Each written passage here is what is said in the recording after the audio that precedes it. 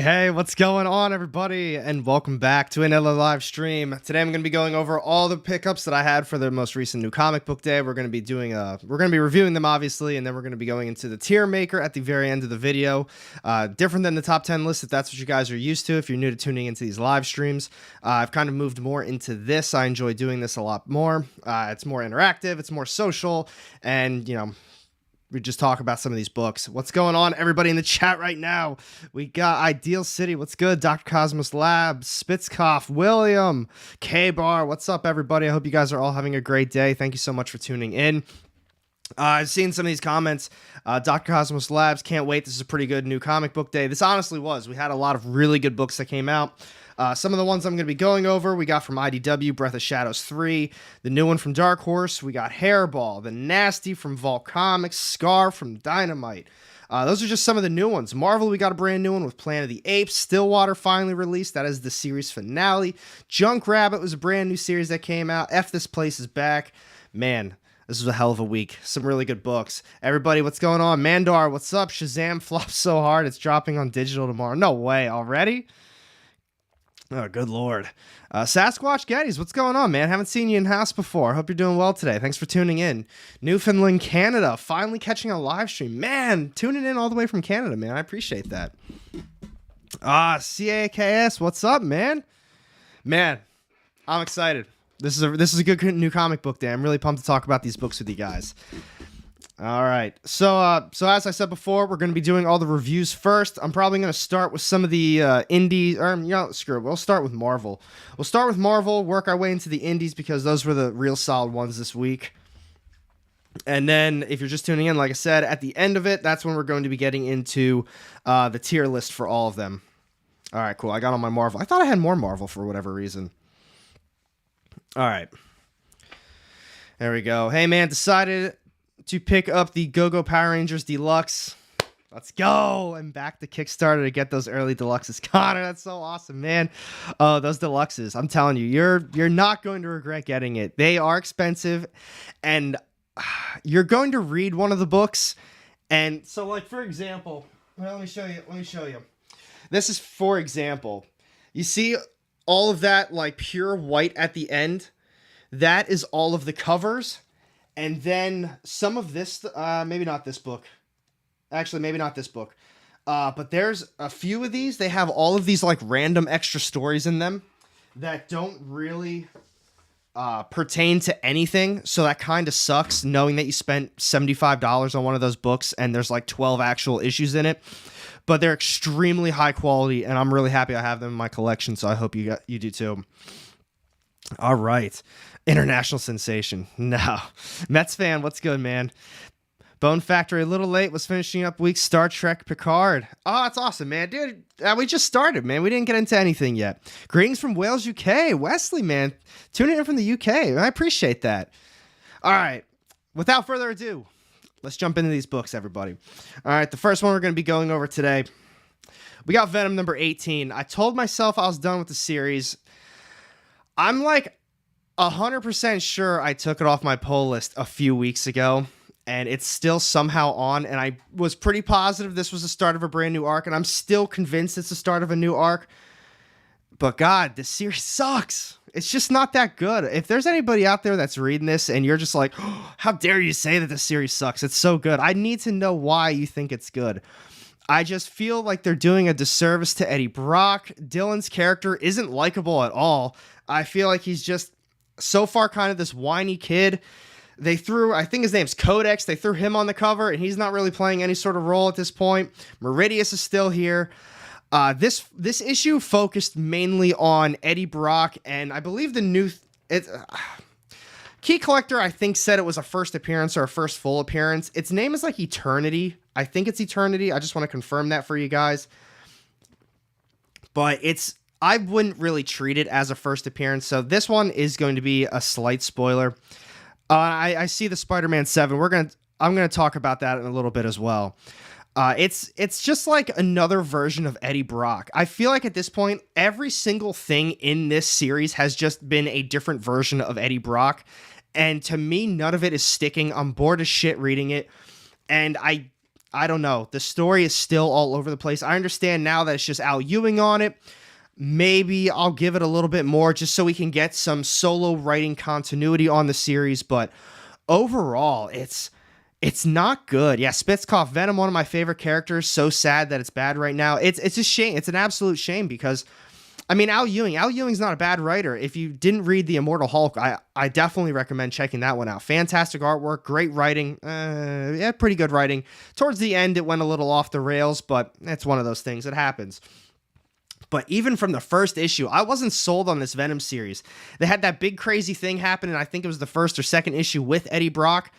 And now the entire series has literally just been him trying to not find his body back, but get reattached to Venom. He's trying to find his son. They brought Kang the Conqueror in for a minute. And I don't know. Just not feeling it. And just a heads up, none of these books are in any sort of order. If you're just tuning in, I'm doing all the reviews for all the issues. I'm going Marvel, and then I'm going into the indies. And then I'm going to be doing the tier maker at the very end with how I'm going to be ranking all the books. Mr. Negative, what's good, man? Ideal City, yeah, it's a great character. Really sad to see so much wasted potential. I mean, there are a lot of good characters in this. Meridius is cool. The new one, like I said, I didn't see it. I think it's called Eternity. I'm pretty positive. I'm not going to waste your time just trying to look for it. But this is, I'd hate to. I mean, this is a little spoiler, but that's literally what it is. It's just a hand, pretty much. It's pretty much just a hand, and it's they're talking about where he is right now. That page specifically, it said like, hey, Eddie, this is the engine room. This is where all of it happens. And what I will say about this issue that I did like, because I don't want to just completely dog on it and say the series sucks, the characters aren't good either, the story is just, it's all over the place. I don't like Dylan. There are some positives to the series as well. The artwork, I do think the artwork is nice. I'll put up another picture for you guys. The artwork's not bad by any means.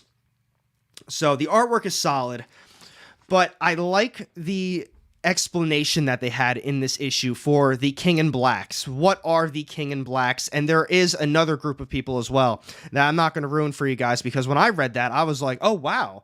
They hinted on this a little while ago for this series, that there could be the opposite of the King in Blacks, but they never really talked about it until, in my opinion, this issue. And they went a little bit more in depth with it, and we learned some more about that. So while I'm still not a fan of what's going on, I thought that was a nice piece to the story. It was a good way to just start the new arc, kickstart things, and kind of make the readers want to learn more about the series. Because as of now, with the rest of the 17 issues, every time an issue finished, everything doesn't have to be on a cliffhanger, but there still should be something with the issue that leaves the readers want more. It makes me picking this issue up, finish it, and be like, wow, I need to know more about that. I want to see what happens to this character. I want to learn a little bit more. And so far, I haven't really gotten that out of pretty much any of these issues. There was just a couple big things in the beginning of this series, pretty much with Eddie, some of the things that happened with Dylan, I guess a couple of the first appearances as well, and then we found out pretty much what those first appearances were. But it was nice to get that new info to the series. So with that being said, it pains me to say it, but I'm probably going to continue on with it. 18 issues deep, and this was the first time in the series that I actually wanted to have another issue. But overall, I'm still not a big fan of the series at all. I will say that. My Road Trip Adventure channel. What's going on, buddy? Haven't picked it up yet. Only book I missed when I went to the store. I saw Torun Grombeck taking over at 23. She's taking over again? I don't like what she's doing on Thor right now. And Torun is on something else as well that I can't remember. So if Al Ewing is actually going to be off it, then I'm just going to have to drop that series. We had Ram V and Al Ewing, and then Ram V's gone. And if Torun Grombeck is taking over, no. This one, so I do want to say the only issue that I did miss out on this week was from Scout Comics. It was the Codename Ric Flair issue #1. That was the only one that I didn't have an opportunity to read. From the people that I did talk to, I heard really good things about it, so take that for what it is. I think it was $5. I'm pretty sure it was an oversized issue. I don't know off the top of my head, but I heard very good things about it. Everyone that I just missed, what's going on? Sean Ali, John Spilios, what's up, what's up? The next one we got from Marvel, Cosmic Ghost Rider, issue #2. This is cover A. I liked this one a lot more than the first issue. The first issue I had some problems with, mainly because it seemed as though it was split into two separate stories. They kind of continued on that a little bit with this issue, but they mainly focused on the one story. And it was the first story from the first issue where Frank Castle, Cosmic Ghost Rider, whatever. He's pretty much retired. He's living out his days. He wants to just kind of be this hermit. He doesn't want to bother anybody. He doesn't want to get any notoriety, like anybody like coming his way. He just wants to kind of live out his time. And then all that crazy shit happened in that first issue, and that's pretty much what's going on in this second one. So what I liked about it was that they did focus primarily on that one story. When they did kick over to the second one, as you can tell, there's only do it like this. There's only a couple pages left. So they didn't really hit on it that hard at all. And there really wasn't too much info either. But what they did do with it, I thought was still pretty cool. But the first issue, I do like how we got that new character. I wouldn't really call it a first appearance because she was in the first issue, and I can only imagine going forward, she really isn't going to be playing a huge role as a Marvel character. But I like how she's kind of teamed up with him now. She found out that Frank Castle is the Cosmic Ghost Rider, and everything that just happened in the prior issue and then happened in this one, she's like, well, you know what? I'm going to be hanging out with you now after what just happened to my dad, so we're going to figure this out kind of together. So I did like that. The series is awesome. I love Cosmic Ghost Rider in general, but I even really... that's good, though. I'm glad you liked the first issue. I don't want to say I didn't like it, but I'm not a fan of buying a first issue and it's split into two separate stories. But I was willing to give it a shot because same as you. I do really like the Cosmic Ghost Rider. Torn, Grombeck, and AR, their battle will be legendary. No, I thought her first couple of issues on Thor were pretty solid. I don't know. But I'm not going to be harping on Cosmic Ghost Rider for too long because overall, I talked about Venom for a little bit, in my opinion, but there was a lot of stuff that happened in that issue that felt pretty important and relevant to the story going forward. Cosmic Ghost Rider was just kind of a continuation off of everything that just happened in that first one. And now they're sort of dealing with the aftermath. She's figuring out who Frank Castle really is, and she's trying to figure out why people are after him, but at the same time, he doesn't really know either. So that's pretty much what that was. Angel, what's going on, man? Glad I was able to catch one of your lives. Man, I'm glad you're here to hang out. I'm glad everybody's here to hang out. I have a lot of fun doing this stuff. Now, this is the last Marvel book that I'm going to talk about, and then I'm going to talk about the Spider-Man 7 and kind of my thoughts and opinions on it. I didn't read it. And I'm going to be honest, I'm sure a lot of other people didn't read it either. They just bought it for the first appearance, and I don't blame them for that. All right, next one. Planet of the Apes, issue number 1. This is cover A. I think it has a $5 price tag. It does have a $5 price tag. I think this is a pretty oversized issue, in my opinion. Let's see if I can get them next to each other. So that's, yeah, let me put that right in front for you. So there is Planet of the Apes, if you can get an idea, and there is Cosmic Ghost Rider. So yeah, it's a nice little oversized issue. Oh, I didn't show you the artwork on Cosmic Ghost Rider. I'm sorry, guys. Here is the artwork on Cosmic. I think the artwork is all right. I don't think it's anything special. It's not bad. That's all it is. Planet of the Apes, however, I think the artwork was very nice, and I really like the details on it. I like the line work. And I think the colors are pretty solid too. I'll show you another picture because that's obviously a lot of darker stuff. I think most of the issue is pretty dark, but I think they did a good job with the artwork on this. I really like the details and the character expressions. This was an awesome issue. I don't know if any of you guys took a shot on Planet of the Apes. I think they did a fantastic job on it. And I'm not, I mean, as of late, I haven't been a huge Marvel fan. You guys already know that. I'm pretty critical on a lot of Marvel, mainly because their books are usually $4 or $5. Well, I mean, most of the comics are like $4, but they have some that are a little bit more expensive as well. And I think overall, I got my money's worth out of this one. It was an oversized issue with a great story.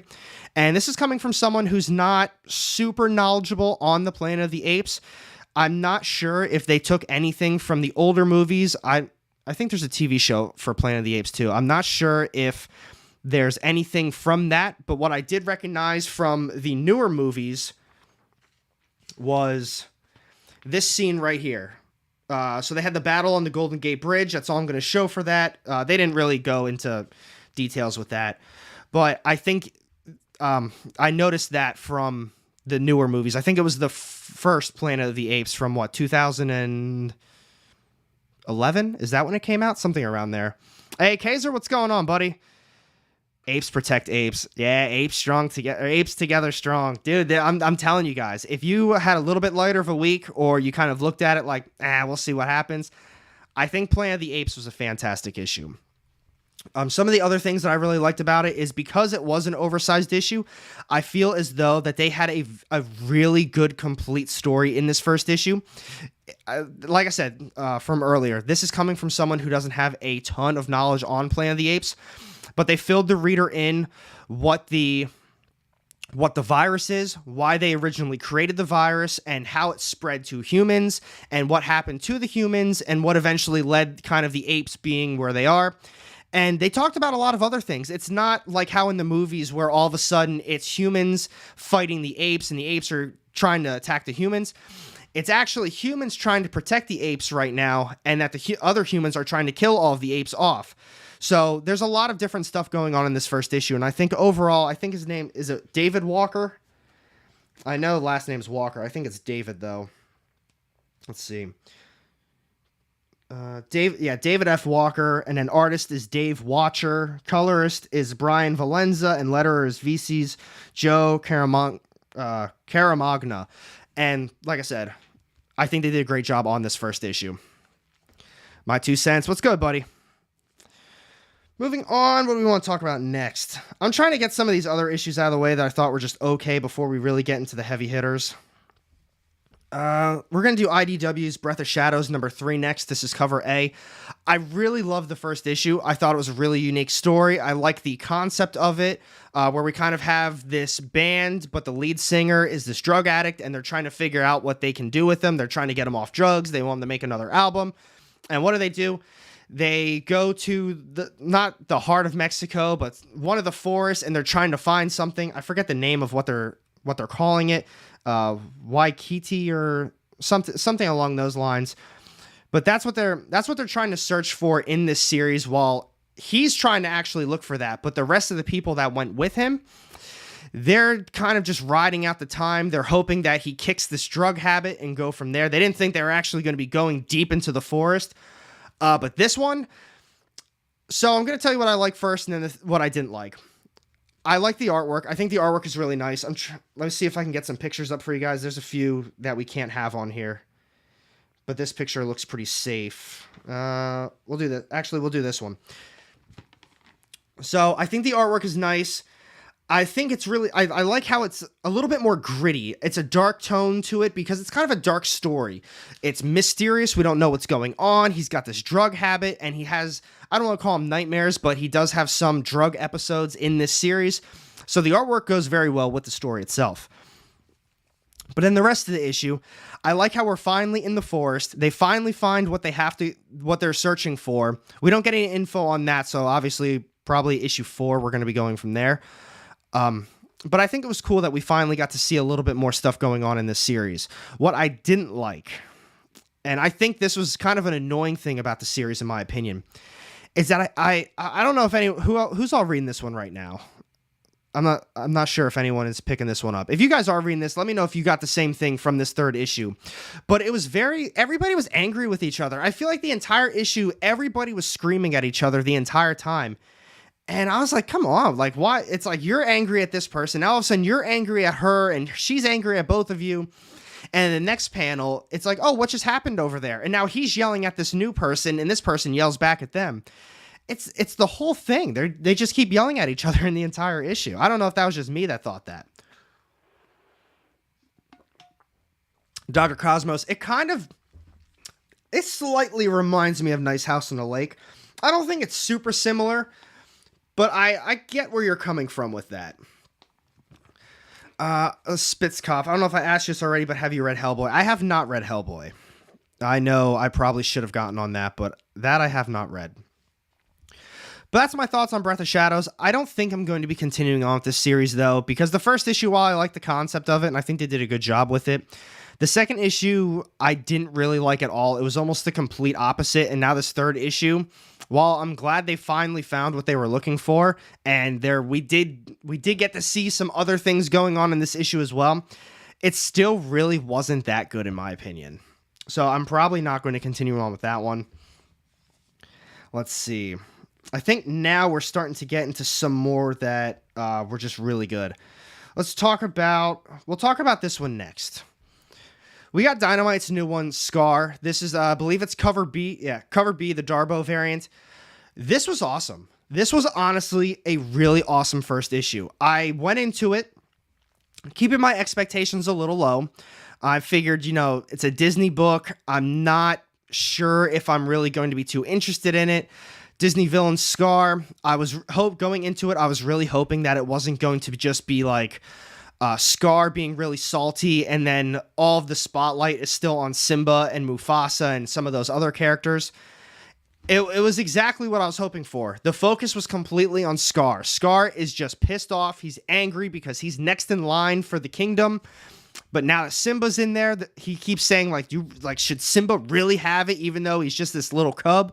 No, I'm the rightful. I deserve it. And I thought it was really cool just to see how angry he is about that. He starts taking his frustrations out on some of the other animals. And that's kind of where it is. You just get to see the world. You get to see Scar, why he's upset with everything. Now, the artwork, I really like the artwork too. I thought the artwork was great. And I've only got one complaint about this issue. And maybe it's just my copy. So here's the artwork for this one. And like I said, if you're a fan of The Lion King, don't go into it thinking it's going to kind of be like a kid's book. There wasn't like gore and cursing or anything like that. But like I said, the focus is on the focus is on Mufasa. We got him too. I think his name Rafiki. Is it Rafiki? I'm pretty sure it's Rafiki. But yeah, oh man. Yeah, it was cool. A little nostalgia in it. Bro, are you gonna watch the Super Mario movie? I'm probably not gonna go to the theater for it, but I'm eventually going to see it. I haven't gone to a movie theater. Last time I went to the theaters was I don't know. I don't know the last time I went to the theaters. It's been a long time. Oh my goodness, nothing. I was going to get Scar, but racked up 160 in back issues at the LCS. But him and Maleficent are the best of Disney evil. I'm excited for that one too. Before I continue, the one issue that I had with this, and I don't know, like I said, I don't know if this is just my copy. I don't know if it's just kind of one of those things that happens every once in a while. But the words, let's see if I can get it close enough for you guys. Look at the Thurak Kaboom, whatever that thing is behind Rafiki. You can kind of see through the words. It's a little bit easier on the ghouls on the other page with the boom. You can see the wings behind it. And I don't know if that's meant to happen, because maybe for that you're thinking, well, it's probably supposed to be just like that. But when you have the actual text blocks as well, like Mufasa, you can see the lines behind that too. And I felt as though it kind of took away from the book a little bit, because not only are the dialogue boxes a little translucent, but if you lift the page up ever so lightly, you can see through to the other side as well. So it is very thin paper. But we got a nice kind of cardstock. It's not cardstock, but it's definitely a thicker cover though. So overall, I'm very happy with this book. The story was great. The artwork was great. The cover feels nice in your hands. It feels like a good quality. That was my only complaint, was the paper. I feel as though it's a little too thin. It feels a little brittle in your hands. And then, as I was saying, you can see through the pages pretty easily, and the words are a little translucent on the page as well. So it kind of takes away from the immersive experience from this book. It's a Dynamite book. You're not supposed to actually read it. This was good though, Second Street. This was really good. I really recommend this one. I was just talking about it. I went into it thinking, it's just a Disney book. We'll see how it goes. But no, I was very surprised with it. It was exactly what I was hoping it would be. Let's see. What do we got next? We'll do this one. Let's do the Dark Horse one. We got Dark Horse. This is a Hairball, issue number 1. This is a brand new series that came out. Hey, what's going on, man? That's my pop. I hope you guys if you've seen him around before. I hope you're doing good today, Dad. Thanks for popping in, man. Hairball was really cool. This is written by Matt Kindt. I typically, for the most part, like what Matt Kindt has done. However, with Berserker, it kind of knocked him down a few spots in my book, but Hairball was really cool. I wasn't super sold on the artwork. I will say that. I wasn't super sold on the artwork. It's not bad. It's nothing that great. But looking past that, I did want a little bit more out of the story. But I think the first issue did a really good job setting it up. I forget what they said in the description. It was like Junji Ito meets another horror writer. So if you haven't read any of Junji Ito's shit, where am I looking at it right now? I've got it over there. I got Giyu and Uzumaki. I don't have I think it's Tamo. I don't have that one. But it was a fun read. So it's basically about this, the cat's on the front cover, Hairball. But the focus is on the cat and this little girl. We've got this little girl who gets adopted to that family that's right next to her. And the family doesn't really... The mom treats her fine, but the dad doesn't really care about her all that much, mainly because she has a lot of medical bills. They're running themselves dry on money because of this girl that they adopted. And now all of a sudden, this cat shows up one day. And a lot of bad stuff starts happening when this cat shows up. So that's kind of the focus on where this story is going, is that this cat is evil, or this cat has some sort of evil aura around it. But with that being said, that's what I was talking about before. They didn't really give up a whole lot of info. I think it's going to be one of those where it's just a nice horror story that leaves a lot for the reader to just kind of think about themselves, or they're just going to unload everything further down the series. Not gonna lie, that cover doesn't pull me in, but I'm not. I also hate cats, and reading this, I also hate cats even more. Oh no, Doctor, Dr. Cosmos, I saw you talking about that in the Discord. Speaking of, I've got that pinned up at the very top. If anybody wants to join the community Discord, I think we're up to like 15 or 16 members. It's pretty lively. You know, I don't want to hype it up too much, but it's a lot of fun. But yeah, if you got any questions about it, let me know. But that's the link up at the pinned comment. Overall, though, it does have a $5.99 price tag on it, so a $6 book. As much as I did like it, I don't think I can justify $6 for this. I would probably wait a few issues to see where it goes, or I would just get it in a trade paperback or a hardcover. I'm going to continue on for one more issue, and I guess that's kind of saying a lot because I'm a big horror fan. I thought the issue was really cool, but I'm not sure I can justify a $6 price tag for it. I'll show you another bit of the artwork. The paper quality is very nice in this book. Just a heads up.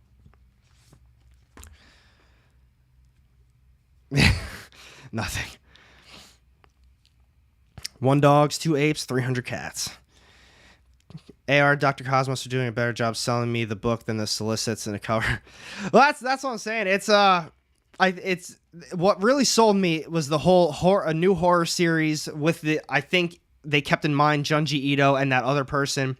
I've read all of Junji Ito's stuff, and everyone always says, oh, he's a master of horror. I don't know if this is going to be a hot take for you manga fans out there, but I don't think those horror books are that good. I'm 0 for 2 with him. Gyo and, what's the other one I got? Gyo and Uzumaki, neither of them were that great. Hey, JW Storytelling, what's going on, man? Let's see. Let's move on to the next one. All right, this one was cool. I'm really surprised my shop actually had this, but we've got ARCOMICS. I guess they call it the Nightfall up in the corner. So Nightfall. We got the Nasty issue number 1. See, that's what I was saying, figure drawing. I knew that was going to be a little bit of a hot take. I did not like Gyo or Uzumaki. Uzumaki started off really good, and then it just got incredibly repetitive. And then by the ending, it turned into this massive joke, and that's pretty much how Gyo was as well. I thought it was cool. I thought it was interesting, and then once we got into it more, I was like, all right, I'm getting the same Uzumaki vibes. I'm getting a little bored with this. All right, Ideal City at least is on board with that one. I still recommend it, but they could have cut at least half that crap out. It was just a repeat over and over again. It was creepy, but then it got kind of comedic. But the Nasty, this is a really, to be fair, Ito has tons of way different story styles. Well, let me know some of the better stuff, because like I said, I only read those. So that's why I don't want to say I don't want to put him like, oh, he's overrated, he's this, but from what I've read, I haven't really liked. Bone Factory, it was cool. I don't think the first issue, where am I going to go with that? I think I wanted more out of the first issue, but I think they did an incredible job setting it up. So we've got kind of this 18-year-old... Actually, you know what? No, they did a great job setting up this first issue. I wanted to be a little careful with what I said with that, but no, overall, this is a really good read. Especially if you were waiting for it, I think it was worth it. So we've got our main character, not him on the front, but we've got this guy right here. Right now, he's just a kid. They show him, well, on the back, it says 18-year-old Thumper Connell still has an imaginary friend, the masked killer from his favorite slasher film. That's basically exactly what you're looking at right now. So he's a kid, he's watching his favorite slasher film, and then all of a sudden, as he's a kid, he sees him outside, and he just makes an imaginary friend. And he brings him with him basically through the rest of his life up until now that he's 18 years old. Now that he's older, he's kept his love for horror alive. He's got a little group of friends where they watch horror movies together. And the way that the plot goes is this takes place in the UK. This is written by, what's his name? This is written by John Lees. He's also a really good horror writer. He's from, I believe, Ireland. I want to say he's from Ireland, and he's got a super thick accent. So there are some things in this book. If you're all watching from America and English is your first language, there's a few phrases that they say that are obviously going to be a bit different because over there they've got different phrases than us.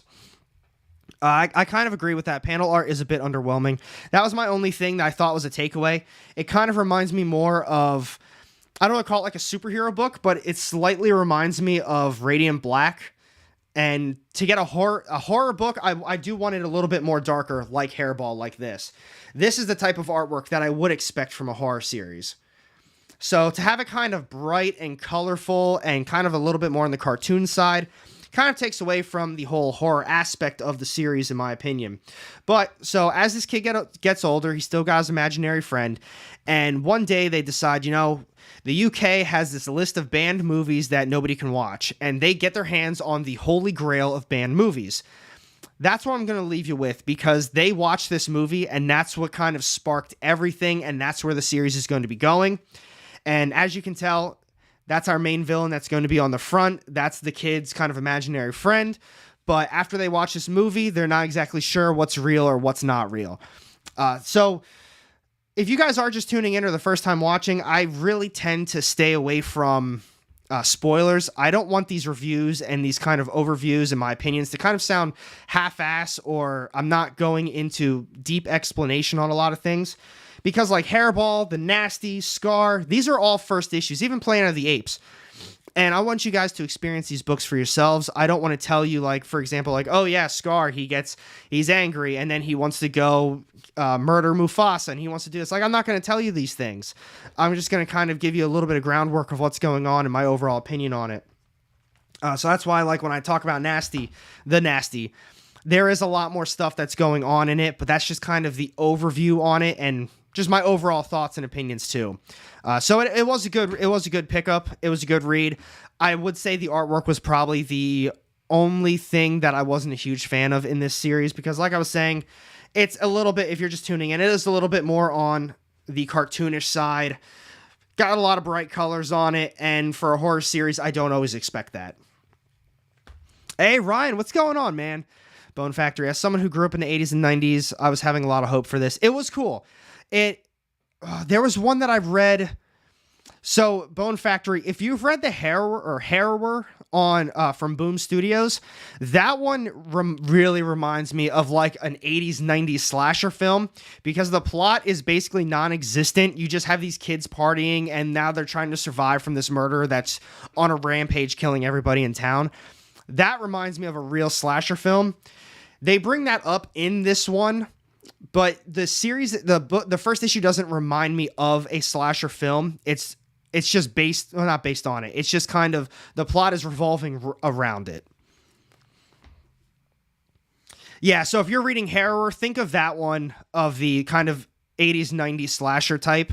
This is more of an actual plot that takes place back in the day, but it doesn't have those vibes like Harrower does. But with that being said, I also don't think Harrower is that great because there's a non-existent plot. But if you go into it with that concept of 80s, 90s slasher film, we've got this monster, and this monster's on the loose, and it's killing everybody, let's stop it, then it's a great series. The artwork's okay. So that's it for all of those publishers. Now we're moving into Image. Let's see. And as always, man, what did you guys pick up this week? I want to know which books you read as well. Because while I got 13 to talk about today, I did have to read one digitally, which reminds me, I'll probably just talk about that. I'll talk about that one now. I knew I had a second Dark Horse book. It's Where Monsters Lie, issue number 3. I had to read it digitally, so Where's Monsters Lie? Here it is. No, it was awesome. Where Monsters Lie is a super dope series. I really recommend checking it out. The first issue that really sparked everything is you meet all of these serial killers. They're in a gated community. That's where they live. They're doing what they can to stay secret. They go out, they murder people, and then they come back home. They have a quota. They do chores. They do all of this stuff. It's literally a gated community full of serial killers. Someone that they were trying to murder got loose, brought all the police back. So now from the end of that first issue to right now is just all of these serial killers just attacking the police, and they're going back and forth. It's been mass chaos. And this third issue was pretty much the exact same thing, but we got a little bit more in depth with one of the main serial killers that's a little bit on the older side. If you're reading it, you're going to know who I'm talking about. But they did they really went in on it, and I'm really excited to see what happens next. I would tell you a little bit more about it, but that's really exactly what happened. It's still the big fight between the serial killers and the police. But the second issue the second issue was more of, I guess you can say, the serial killers attacking the police officers. And now the third issue, they flipped it. So they're pretty much retaliating at this point. They know that they're pretty much all serial killers in this town or this little gated community, and they're figuring out how to take them all down. So that was really cool. Let's see. Bone fact, Harrow is cheese. If I keep that in mind, it's good, but not great. Yeah, that's pretty much what it is. It's not that great. It's cool though. Am I reading Sins of Sinister? Nah, man, I'm not reading anything with the X-Men. I have not read anything with the X-Men, and I could tell you. House and Powers of X was the last thing from X-Men I read. I moved a little bit into Dawn of X, but I thought that was... It was overwhelming for a non-X-Men reader. There was a lot of stuff happening. There was a lot of different tie-in series at the time. There were a lot of new ongoing series that came out. And I didn't really know what to pick and what I should and shouldn't read, so I just dropped it all. Especially because I'm not a huge X-Men fan to begin with. Did I end up reading Ric Flair? No, Cosmo, that's the only... Or Cosmic... Or yeah, it's Cosmo, I'm sorry. That was the only one that I couldn't grab this week. If it helps, though, I did hear Sins of Sinister was good. I also heard the Ric Flair was fucking awesome as well. But moving into the Image books, the Image ones killed it this week, too. I really enjoyed a lot of these Image ones. The first one we've got, Radiant Pink. This is issue number 4. This is cover A. Now, as I just got done saying, I really enjoyed these Image books this week. This series sucks. This is probably my least favorite read of the week, and that's saying something because Venom came out this week. This wasn't good. Here's a little bit of the artwork, and then I'll get into why I don't think it's good. Which is funny, because I actually think the artwork is pretty solid. The artwork's not bad at all. This is what I was saying before, so actually I'll bring up the Nasty, because I actually compared it to Radiant Black. This is obviously Radiant Pink. So here's Radiant Pink again. And here is the Nasty. So that's why I said it's not the same, but it kind of reminds me of it. And one's a superhero series, and the other one's supposed to be a horror series. So if me going into it knowing it's a horror book, I want it to be a little bit dark, a little bit grittier. I don't want a bunch of colors just popping out at me. I don't want it to really look cartoonish. It takes away from what they're trying to achieve with the horror vibe. This, though, it's exactly what they're going for. It's a cartoon. It's more cartoonish. We got superheroes in it. It's supposed to be more of a lighter story, but it's just not good. Let's see. Ric Flair was way better. Ah, man, I'm jealous. I know you were talking about it being really good. At this point, I'm just buying Radiant Pink to satisfy my OCD. I agree with that. Image books were great. First Image book, this series sucks.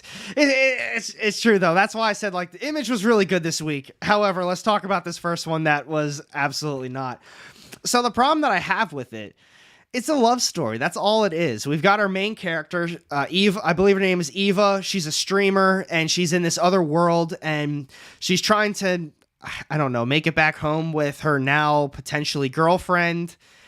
And I don't care that they're just trying to make this into a love story. I'm not trying to read that. I read Radiant Black. I read the other stuff in the Massive Verse, and this isn't that. And the whole thing, this has cats in it too. This is like another cat story.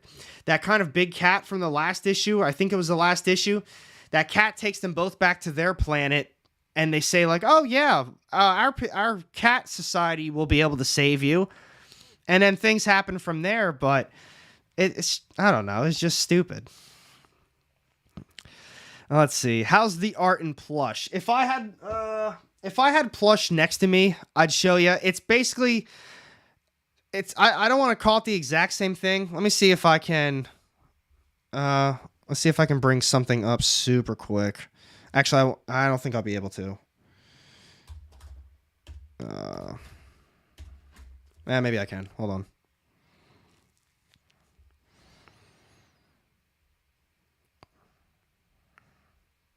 Yeah. Actually, this is all right. Cool. This is a actual panel. Let's see. Yeah, there we go. So that's what the artwork looks like in plush, in case if you were wondering. So it is a little bit lighter, colorful, cartoonish, but at the same time, it's not really a horror series. There's like murders and stuff going on in that, but it's not like a creepy vibe. It's just serial killer furries. So still a weird one. Let's see. Leave the cats alone. Dude, I'm severely allergic to cats. I wish they would leave me alone. Burbs. I might give it a try just because it's that. I mean, that is a big part of the story. But the problem is that I'm not trying to read a love story in my superhero books, especially that I'm trying to cut more superhero stuff out of my pull list. I wanted it to be, I was going to say, because Radiant Red wasn't like that at all. When they had the Radiant Yellow issue, it really didn't focus on that, but the beginning of this one started off strong. I thought the first issue was good, but basically after that big explosion happened in the first issue and they got transported to the different realm or different universe, wherever they are right now, that's when you saw them get really close to each other, and this issue pretty much was just a love story to me, and it's just not my thing. Let's see. Once Upon a Time at the End of the World is the only love story you should be reading right meow. I agree. That's a bomb story. And what's crazy is while that is kind of like a love story because you feel the tension growing between the characters, it's not like this type of love story where they're just all over each other what feels like the entire time. That one, you see the tension building, you see them grow their relationship a little bit more, and obviously that's what they're building towards. But there's still just like this awkwardness between them, and everything that's going on outside of that, you see them work together as a team. You see them try to survive in the wasteland together. He's learning, Maceo is learning from Mezzi how to survive, while Mezzi's learning a lot of the stuff that Maceo knows. So it's a really cool story, and it's incredibly well told. Even the last couple of issues where they were kind of hinting that they were kind of growing closer, it felt very forced, in my opinion. Bone Factory, Jason Aaron's writing is very organic in the comic. That's exactly how it feels. It doesn't feel forced. It feels very natural, and that's one of the reasons I'm also really enjoying that story. Kaiser, my shop didn't have that one. Yeah, Burbs, mainly for that reason. It feels like it's always forced. Like you go into it knowing like, all right, this is the main character. Now all of a sudden, either this girl or this guy shows up, and you just, because it's supposed to be a love story, it falls into place. That's exactly what happens, and everybody can see it coming from a mile away. And that's kind of how this feels, and that's how it felt. It's like, oh, she's making these slight little hints, and I hope the series doesn't fall into that, and it did. Let's see. I'm going to get this next. Actually, we're going to do. Actually, I'm going to be. I actually totally forgot. I actually totally forgot about Almighty. It's not bad. It's not bad at all. I feel bad because I said, yo, these Image books. And then all of a sudden it's like this one was a stinker. And now Almighty, I actually completely forgot that I read this one to begin with. It doesn't mean it was bad, though. I do have one issue with it that I'm going to show you guys.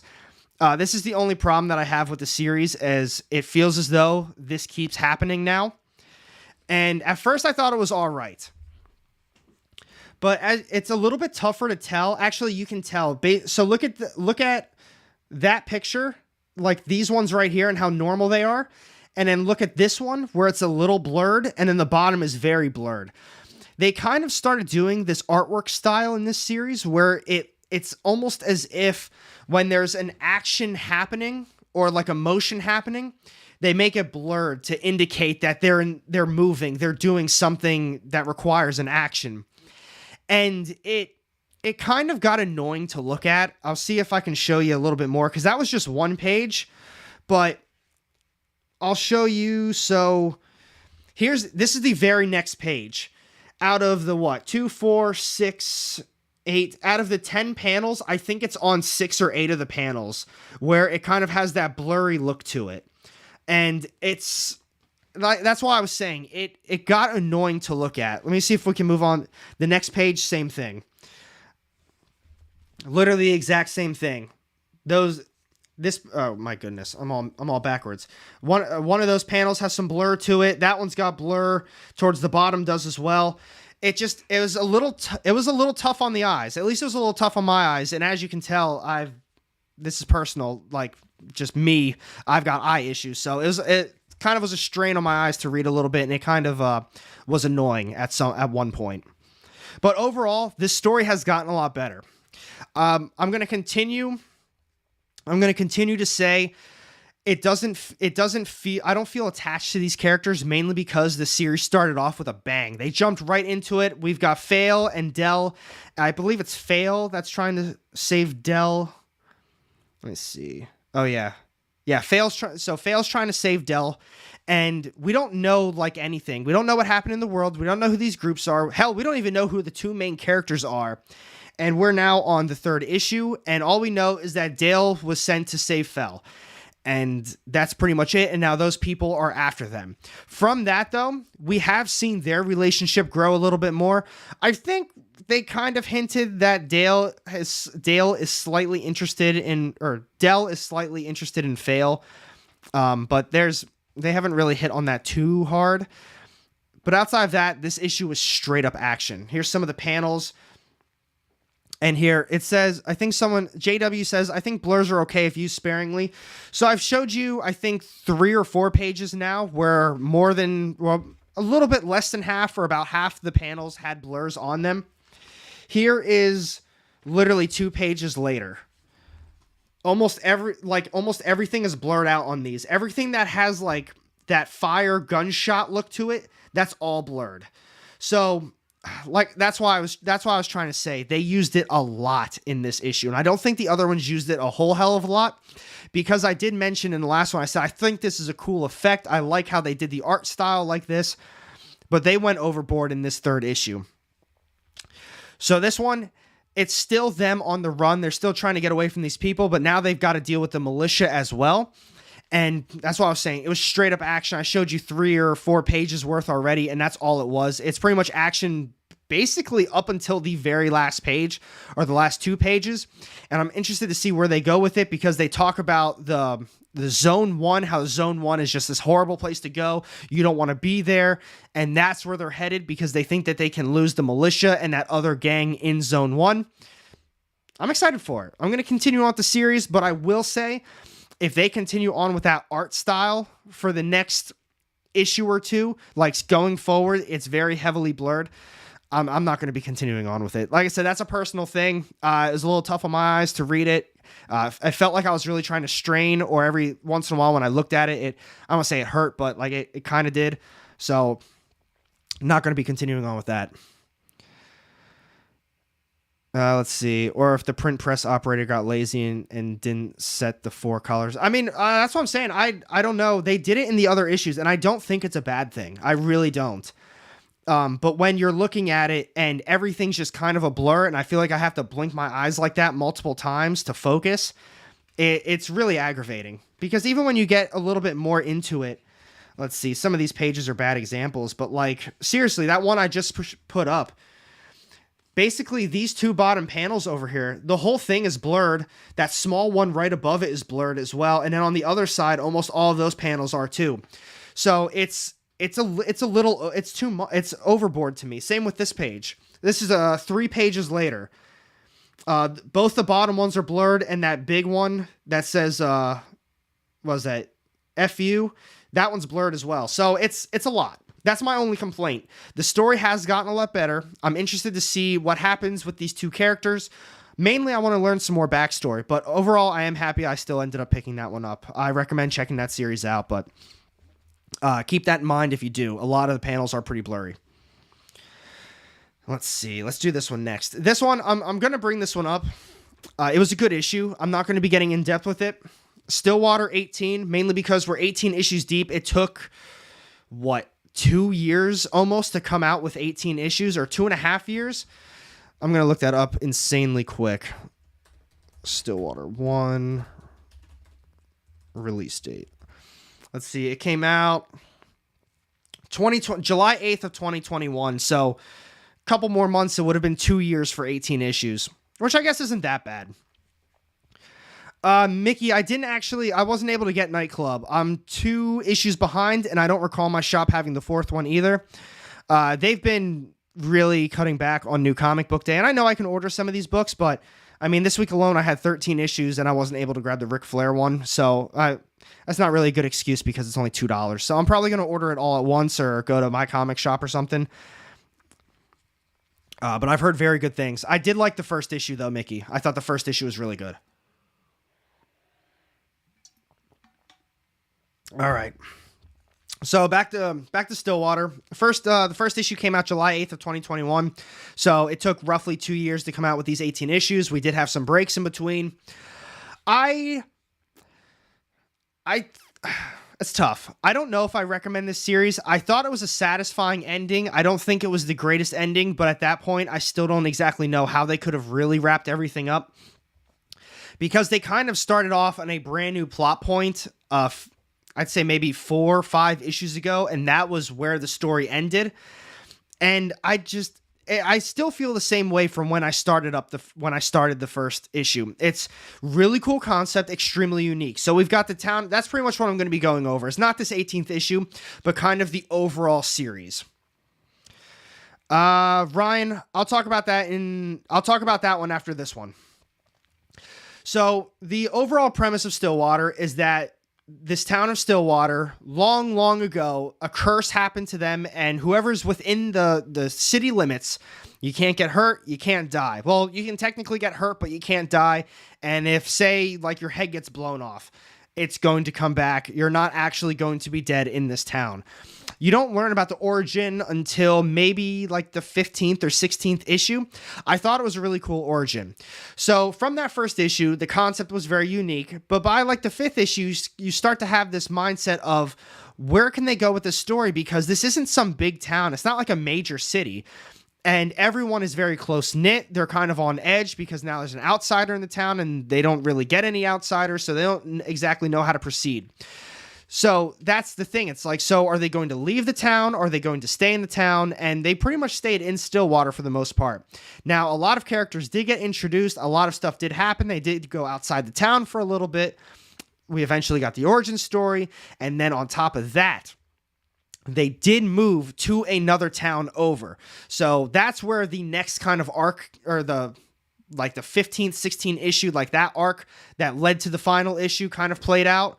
So overall, it's not a bad series. I think if you can read it, not in one sitting, but just get a hardcover of everything, because there's most likely going to be a deluxe for this. It's probably worthwhile, but I wouldn't go crazy trying to find it. I think it's kind of a letdown of a series. I'd realistically put it at like a 5 or a 6 out of 10. Not bad, not that good. Nice artwork. I'll show you some of the artwork. Let's see. I always want to make sure there's nothing bad going on these pages. But yeah, not bad artwork at all. But the other thing is that a lot of characters got introduced, and this is on me. And because there were some breaks in between the series, I lost track of who some of these characters were. I lost track of their names. I lost track of who they were in the town of Stillwater, or when they moved over to Clearwater, were they part of Clearwater? Who came from which town? So that's where I think if you can read it all at once, it probably is a better story. And with the breaks, some of those breaks I think were pretty long, so that obviously played a factor into it. Maybe I'll give it a reread, go from there. I would probably get a hardcover if it came out. I'm sure it would be really nice to have on the shelf. And it's Chip Zdarsky. Hey, Blair, what's going on? So I wanted to answer Ryan's question. He said, what's the reasoning behind your shop not doing New Comic Book Day?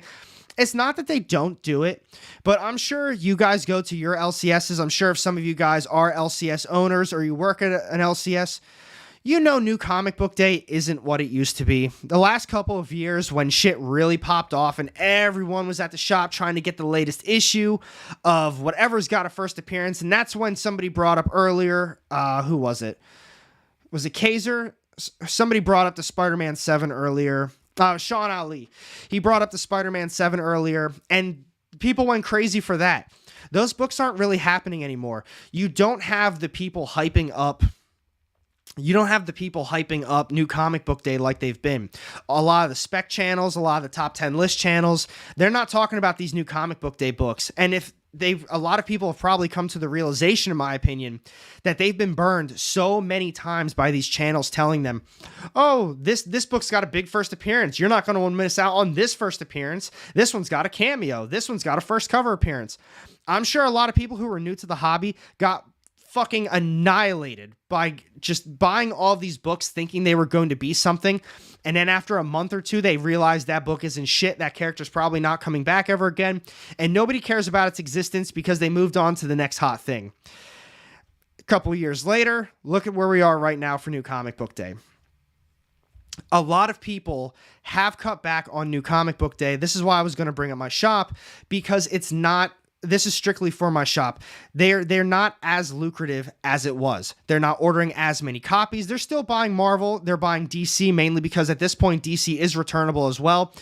But some of the indie publishers, they're not buying every book like they used to, because some of those same people that were hyping up a lot of it, they said this is a brand new series from this publisher or from this writer, which means if it's from this writer, it's going to be something big. And I know you guys already know this. Look at James Tynion. The last couple of years, everything that he came out with, people treated it like gold, just like they treated everything Donny Cates came out like gold. But the same thing, they got burned. Look at all that shit from Venom. Everybody that was saying this issue from Venom is going to be the big one. This is a big one. And then the Hulk series came out. This is going to be the huge one. It's got Titan Hulk.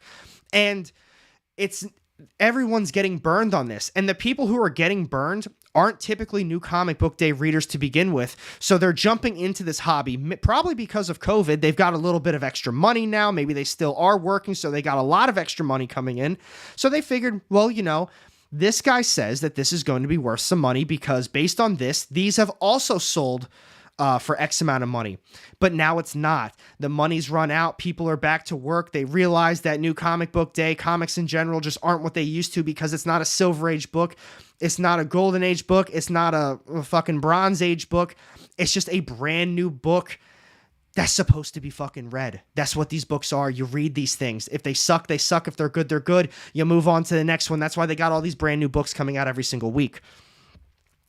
So after that rant, back to my shop. My shop, in my opinion, so a lot of people have said this before. They're like, oh, so your shop, like, they probably aren't really a good shop then. No, they are a phenomenal shop. They focus on, they've got statues, they've got a shitload of back issues, they've got probably 20 or 30 long boxes of dollar books, they've got every collectible that you could probably think of, like, under the sun. They do all of the TCG stuff, they've got booster boxes of Magic and Pokemon, I think Yu-Gi-Oh! And whatever the hell else you could collect. They had all the MetaZoo at the time. They've got walls of key books, slab comics, they do eBay sales, Amazon sales. They're a very smart shop. They're a very big shop as well. I applaud them for all the hard work that they've put in to be where they are. And I also applaud them for realizing that New Comic Book Day isn't exactly what it used to be. And they realize that that was where they're losing out on. So it sucks as a reader to want to read these books. I want to experience this. I want to check out, the artwork. I want to see it for myself in person. But why should they have to spend this money knowing it's going to sit on the shelves forever and might not ever sell? So, like the Ric Flair from Scout, I would have loved to have gotten it, but I knew that they probably weren't going to have it. That's why I was surprised as shit when they had the Nasty. They had like 3 copies of it, and I was pumped as hell. Why? Because it was probably a brand new issue, and, well, I guess Ric Flair was too. But that's my take. Is it sucks as a comic book fan, as a reader. I don't do a lot of speculation stuff. I don't do really any sales. I mean, I sell books here and there on the rare occasion, but New Comic Book Day is not where it's at. And that's where the Spider-Man 7 comes into play as well. If you were a shop that ordered like 50 copies of these, I respect it. You ordered it knowing damn well what it was going to be. And if you wanted to upcharge for it, I don't hate that either. You're a shop. You have the right to price whatever you want it at. That's like the same people that always say, man, I hate when shops, they recheck things up at the counter. They go through eBay to recheck it. I hate it too, but it's their right to do it. Will I ever go back to that shop? Hell no. If anything, this is what I do. I get a big ass list of books. I grab a stack of books and I am willing to wait out like an hour. I'm talking, the last time I did this was at a shop in Oklahoma. I probably got like 30 to 50 books out of these bins, and he went through all of them. And you know what I did at the end? No, thank you. And I walked right out. That's what I did. You're going to waste my time, man. I'm going to waste your time as well. So that's my take on all of that. But that it really is the truth, man. Collect how you want to collect. If you want to flip books, man, flip those fucking books. You want to read them. You want to get hardcovers. You want to get box sets. You do whatever you got to do. You want to talk about top 10 lists with sales. I know Cover Price has. I know I've made those videos in the past with One True Nerd King. They're a lot of fun. But that's just one aspect to a huge hobby. There's something for everybody. You got to collect how you want to collect. You got to enjoy it how you want to enjoy it. Let's see. What else? And Nick Brucci in the house. What's good, man? Hope you're doing good today. I was talking about Scar earlier. That shit was awesome. I know I was telling you that last night, too. Let's see. Oh, my God. I'm looking at myself, man. I'm sweating. I'm sweating after that rant.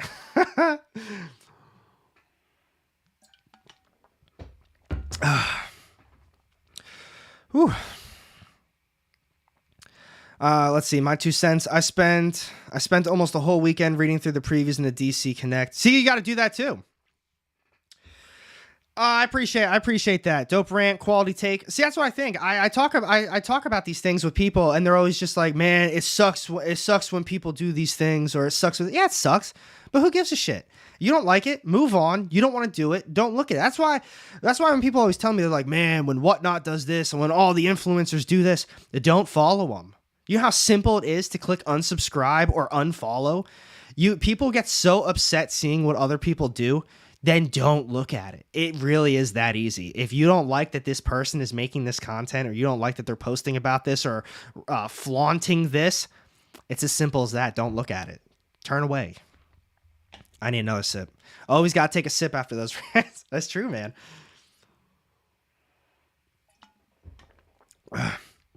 That too, nothing. If it doesn't have a price tag on it, I assume it's for cover price.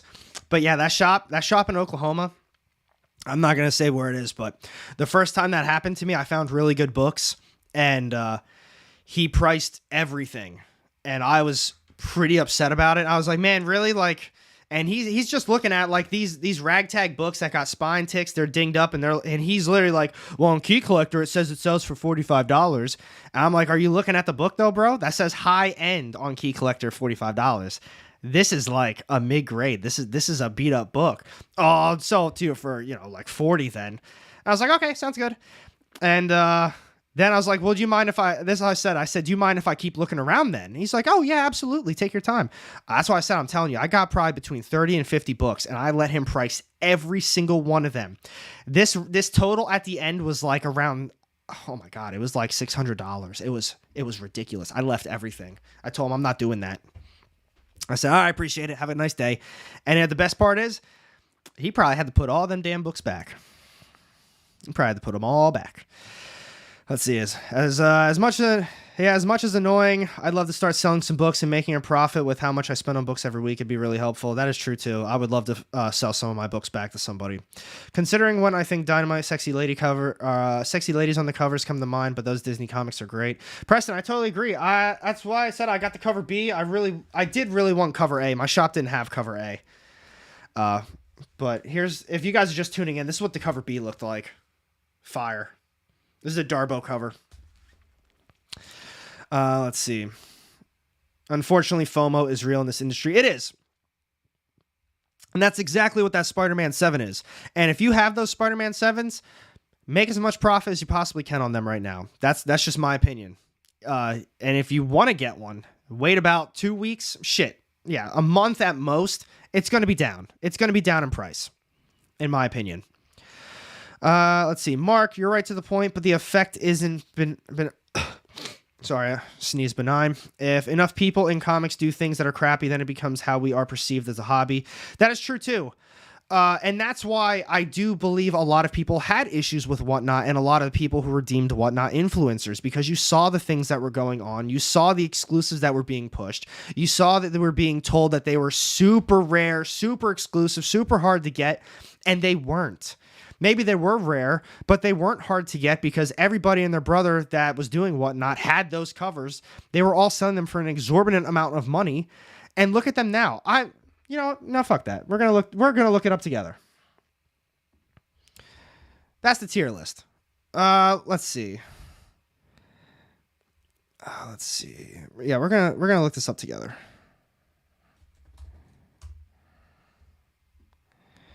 Whatnot exclusives. That's what we're gonna do. We're just gonna look at Whatnot exclusives.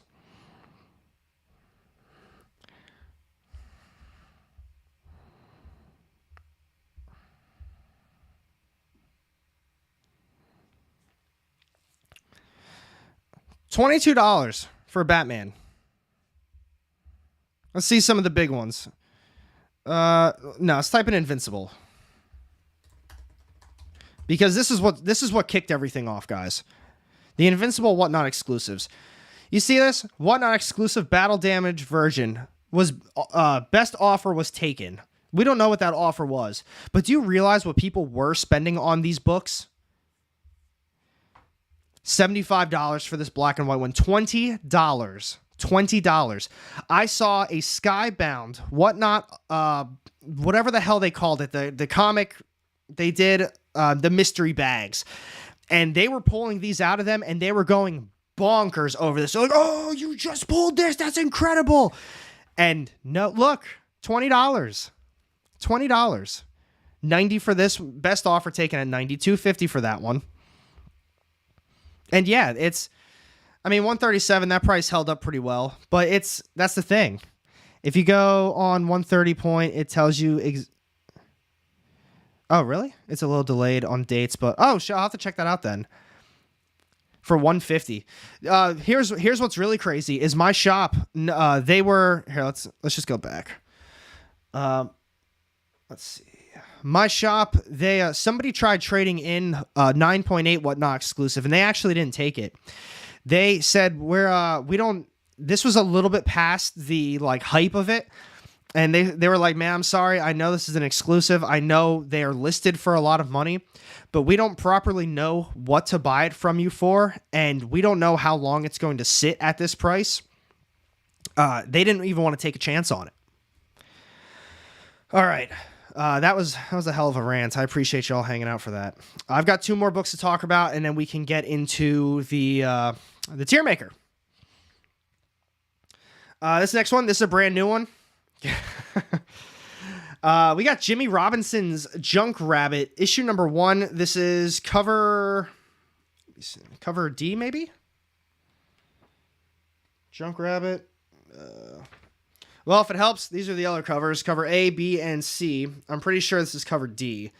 This was the only option my shop had. And I don't care. This was a bomb first issue. This was really good. I have a hard time explaining kind of this one. So it's set in the future. But what I love about it is that they kind of hit on points that are happening right now in life. So it's called Junk Rabbit, and they're basically talking about in this these first couple of pages so let me read something. Let me read it just a little bit. The year is 2198. They call this the waste age. But that's a lie, because waste has existed in every age of man. Waste is the unspoken shadow littered across all of human history. Ancient civilizations had dealt with human and livestock waste, and they keep going on. And now the modern age packages waste. The United States is the largest creator of waste on the planet. This whole series starts off talking about how litter and waste and garbage is destroying the planet, and in the future, it does actually destroy the planet. I read that, and I immediately was like, okay, this is a legit issue. This is a really good take, because you're talking about how it eventually did destroy the planet and how it currently is destroying the planet. So I really like that. So where they go with it is they end up setting these things up they call domes. So they create domes for the rich and the ultra rich for them to live in, while everyone else is in this thing called, over here, it's called the sink. That's like the garbage wasteland of just, every fucking where. Let's see. Man, the concept of Junk Rabbit looked, dude, it's awesome. I called my LCS and had them pull Junk Rabbit once you recommended it. Dude, it's definitely worth it. Kevin, what's going on, man? What's shaking, dude? Love the show. I appreciate that. Thank you for tuning in. I'm glad you're here to hang out. One more before I continue on. It says, so how does Whatnot, who is a selling platform and now a publisher, not violate monopoly laws? How is this not the something as Amazon, and how they got in trouble for listing their items first? Because I don't think it's not technically. If I don't know business like that. I don't know laws and regulations and all that shit. This is just, freaking smooth-brained me talking right now.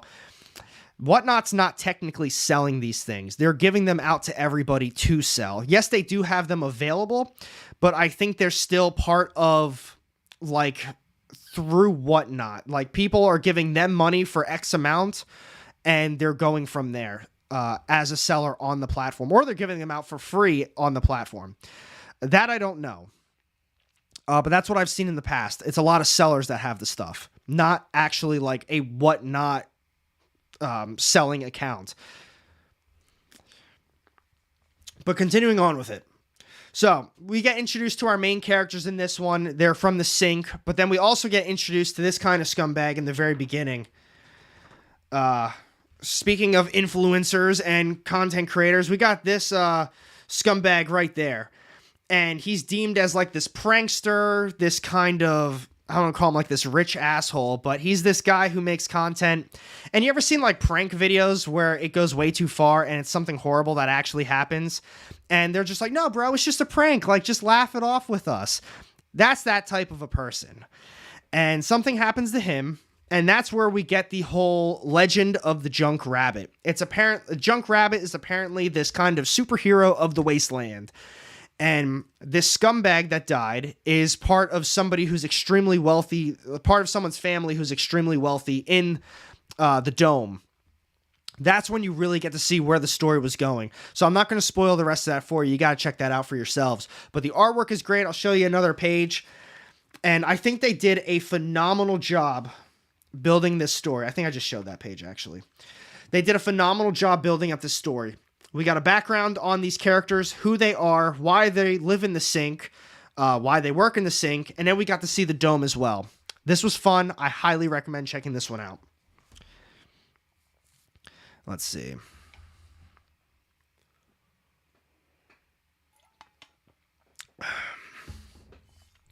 Do you think physical comics overall will get a huge increase in value once the print medium is completely gone and no one prints physical comics anymore? It does. It does, and I do. I truly do think going forward, I don't know how long, but I do think at some point digital is going to be the main, oh my goodness. Oh, sorry about that.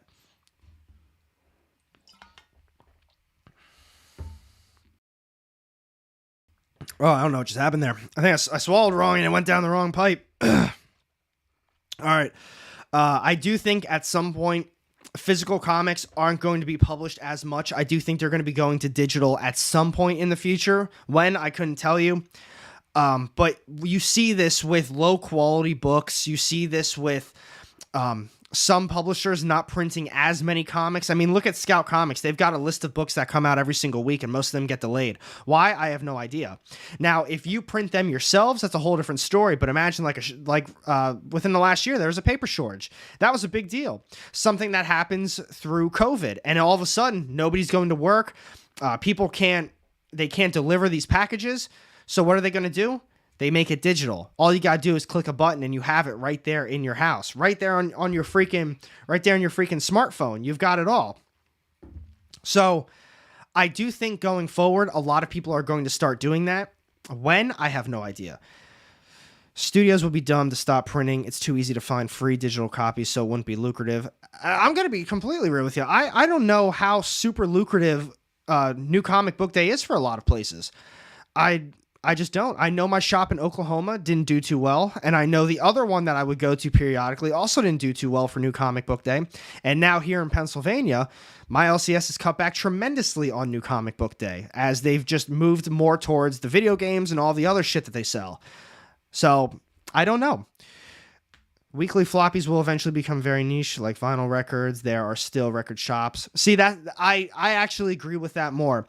I do think some of these smaller indie publishers might not make it eventually, and they might say, we had a good run. We published some good books. we can't keep doing it, or we have to cut a lot of people out. We have to stop printing as many books like monthly.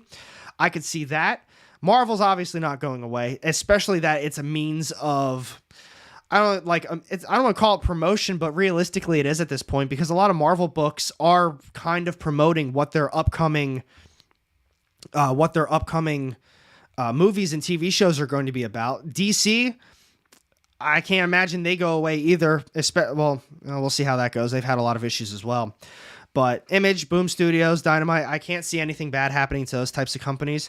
But some of the smaller ones that are trying to break into the industry, I could see them eventually having some sort of issues. I mean, look at Aftershock. I thought Aftershock was really big, and it turns out they're having issues paying all of their writers and stuff. So you never know what's going on behind the scenes with a lot of them. But now we have officially got the last book to talk about today before we go into the tier list, which I'm very excited for, because these books, they're pretty hard. They're pretty hard to put into a tier list this week. That too, Ryan. Ryan, I think, has the best point of all of it. Plus, you got to think about the kids. These kids aren't reading comics. I don't even know if a lot of these kids can even read. They just sit inside on the computer and do God knows what. This is an industry carried by 30 to 70-year-olds. Damn, I'm 30 years old. I fell right into that. I officially fit the mold. But no, that's true.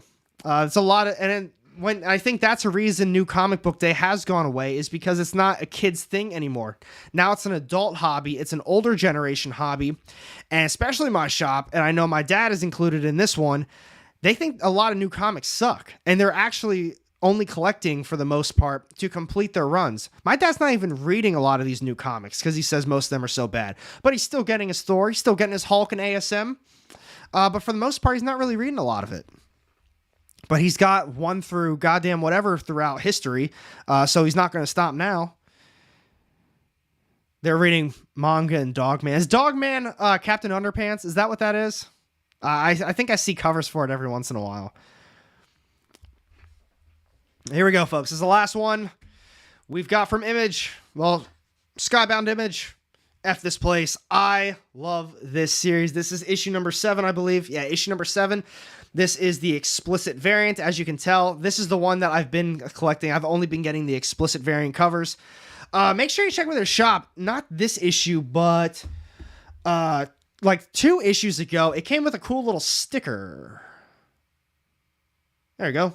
So cool little sticker. So see if your shop still has those. And no, there's nothing wrong with manga. I'm a big manga fan as well. If I could flip this around. Ooh, could I flip this around? I guess, I don't want to risk it. I was going to say, I got a big manga collection behind the camera. But F this place. F this place is really fun. It's a ghost story. It's not really hitting on the ghosts as much as they were in the first arc. Now they've kind of moved the focus to these main characters right here. So we obviously have the 2 girls. They're the main characters from the first arc. And let me tell you, these are some big ass humans in this series. I know if you're reading this, see, there it is. That's my pop right there. I wait 6 to 7 months to read my 5-minute comics. He just builds them up and reads them all at once when he has time. We all know Berserk is on AR's shelf. Oh yeah. However, I will say it's only up to, I think I've only got up to volume 8 because I didn't read 8 yet. So I didn't read 8, and then when I moved, I just didn't buy the other ones. No, I'm 100% not talking about mangas. I've told this story, I think, once or twice. I did 2 YouTube shorts on manga. Literally nothing. They were, I think, 10 seconds each. Like, they were literally nothing. And I got 2 copyright strikes for that bullshit. And I was like, there is no way that I got 2 copyright strikes on these 2 little YouTube shorts that aren't even monetized. But I did, though. And I had to deal with that. So I'm sorry. As much as I would love to do manga content, I would love to talk about it more. I will never talk about it on YouTube. I'll say that much. And if I do, it would have to be like, I'll talk about it, but I wouldn't even put the book on screen. Like, I'm doing as very little as possible with it. Yeah, manga and anime. If you look that stuff up, if you look up some of the companies and just put copyright after it or YouTube copyright strikes, there are so many forums that are like, oh, I lost my channel overnight. I lost everything. I lost this. They go crazy. And I actually tried to fight it because I didn't believe that it was, they were worthy copyright strikes, and YouTube didn't have my back. So if you're watching this right now, YouTube, I'm still salty about that. Let's see. Something happened to Uncanny Omar, and he got the books from the publisher. That's crazy. I might have to reach out to him about that. That's what I'm saying. I'm not doing anything ever from manga. Because I've seen some other YouTubers do stuff with manga, and every time I'm like, good luck to you, my friends. And some of them, I tell them my story. I'm just like, hey, listen, this is what I did, and I got 2 strikes. Hey, shit's like baseball. 3 strikes, you're out, man. I wasn't willing to risk it. So over summer, I laid pretty low on the content. I like stopped doing a lot. I didn't do a lot of YouTube shorts. I didn't put out any extra videos. I just did the bare minimum of stuff because for whatever reason, if someone decided to hit me with that 3rd strike, I would have lost everything. So not worth it. Kaiser, I have no idea. So I know, what was it? Copyright, like the copyright laws. I know they are very different over in all the other countries than they are here. So when it comes to what laws do you follow, they believe that they're correct because they're in their country following their copyright laws, while we're here in our country trying to follow ours. So I think it is more of, I don't want to call it like a gray area, but it is a little bit tougher to, distinguish of what you can and can't do. Like with these, I show all the interior, not all of the interior, but I show some of the interior. I talk about it and I kind of elaborate on that. It's not me just, reading through the entire book and saying, here's all the pages, basically giving it out for free. So yeah, it's a little bit tougher. Don't be shy, Ara. Show us your manga collection with some dope anime opening soundtrack. Yeah, let me just get hit with that DMC? Is that whatever it is? Yeah, let me get hit with those copyright strikes and laws too. But my favorite manga, I love Berserk. I don't know if that's just like a very generic answer, but I do love it. I'm clearly not, well, it's not finished either to my knowledge. I know they're wrapping it up, I think, soon. But I'm only on volume 8. On the deluxe hardcovers, so I'm a little behind, but every time I open one, I read it in one sitting. I've also read almost all of Chainsaw Man. I'm on volume 7. I have all of it, but I'm missing volume 8, so I can't finish it just yet. Chainsaw Man is phenomenal. I love Chainsaw Man. Berserk is still better. Berserk's number 1. Chainsaw Man's great. And this is, Demon Slayer, everyone always says Demon Slayer. Every time you go to a con, everybody is just dressed as Tanjiro or Nezuko. Yeah, Nezuko or some of the other characters, but I'll tell you what. Demon Slayer was a great fucking read. I loved it. I loved reading it. It was a great story. It was a lot of fun, great storytelling, and awesome action. I'm waiting to get into Attack on Titan. I have 2 of the Omnis for it. But I know not all the Omnis are released yet, so I'm going to wait for them to release everything, and I'll buy them all at once, and I'll just read it that way. But I also heard that Attack on Titan's ending is god-awful. So, One Punch Man, I actually have the entire series of One Punch Man, but I didn't finish it. And I did not read Jujutsu Kaisen, but I have Volume 1. William, did you finish it, though? Because like I said, it's kind of turn off because I heard the ending was completely awful. But I'll get back to those comments. Keep talking about manga. Let me know your favorites. Let me know what you think about the AOT ending. But let me finish up with F This Place real quick. So this issue, and I guess moving forward, they're going to be focused more on these main characters. And that's actually what I was going to talk about it. When I said these motherfuckers are all huge. These some big brutes in this series. I'll tell you what. This girl, Gertie, she's big, man. I'd be a little worried if I saw her running at me. That girl would tear me in half. But then here's Gertie's dad. Gertie's dad is also enormous. That's a huge dude. But then his kind of lackeys on the front, they're also equally insanely enormous people. Everybody in this series is just enormous. Let's see if I can get everyone kind of on one page here.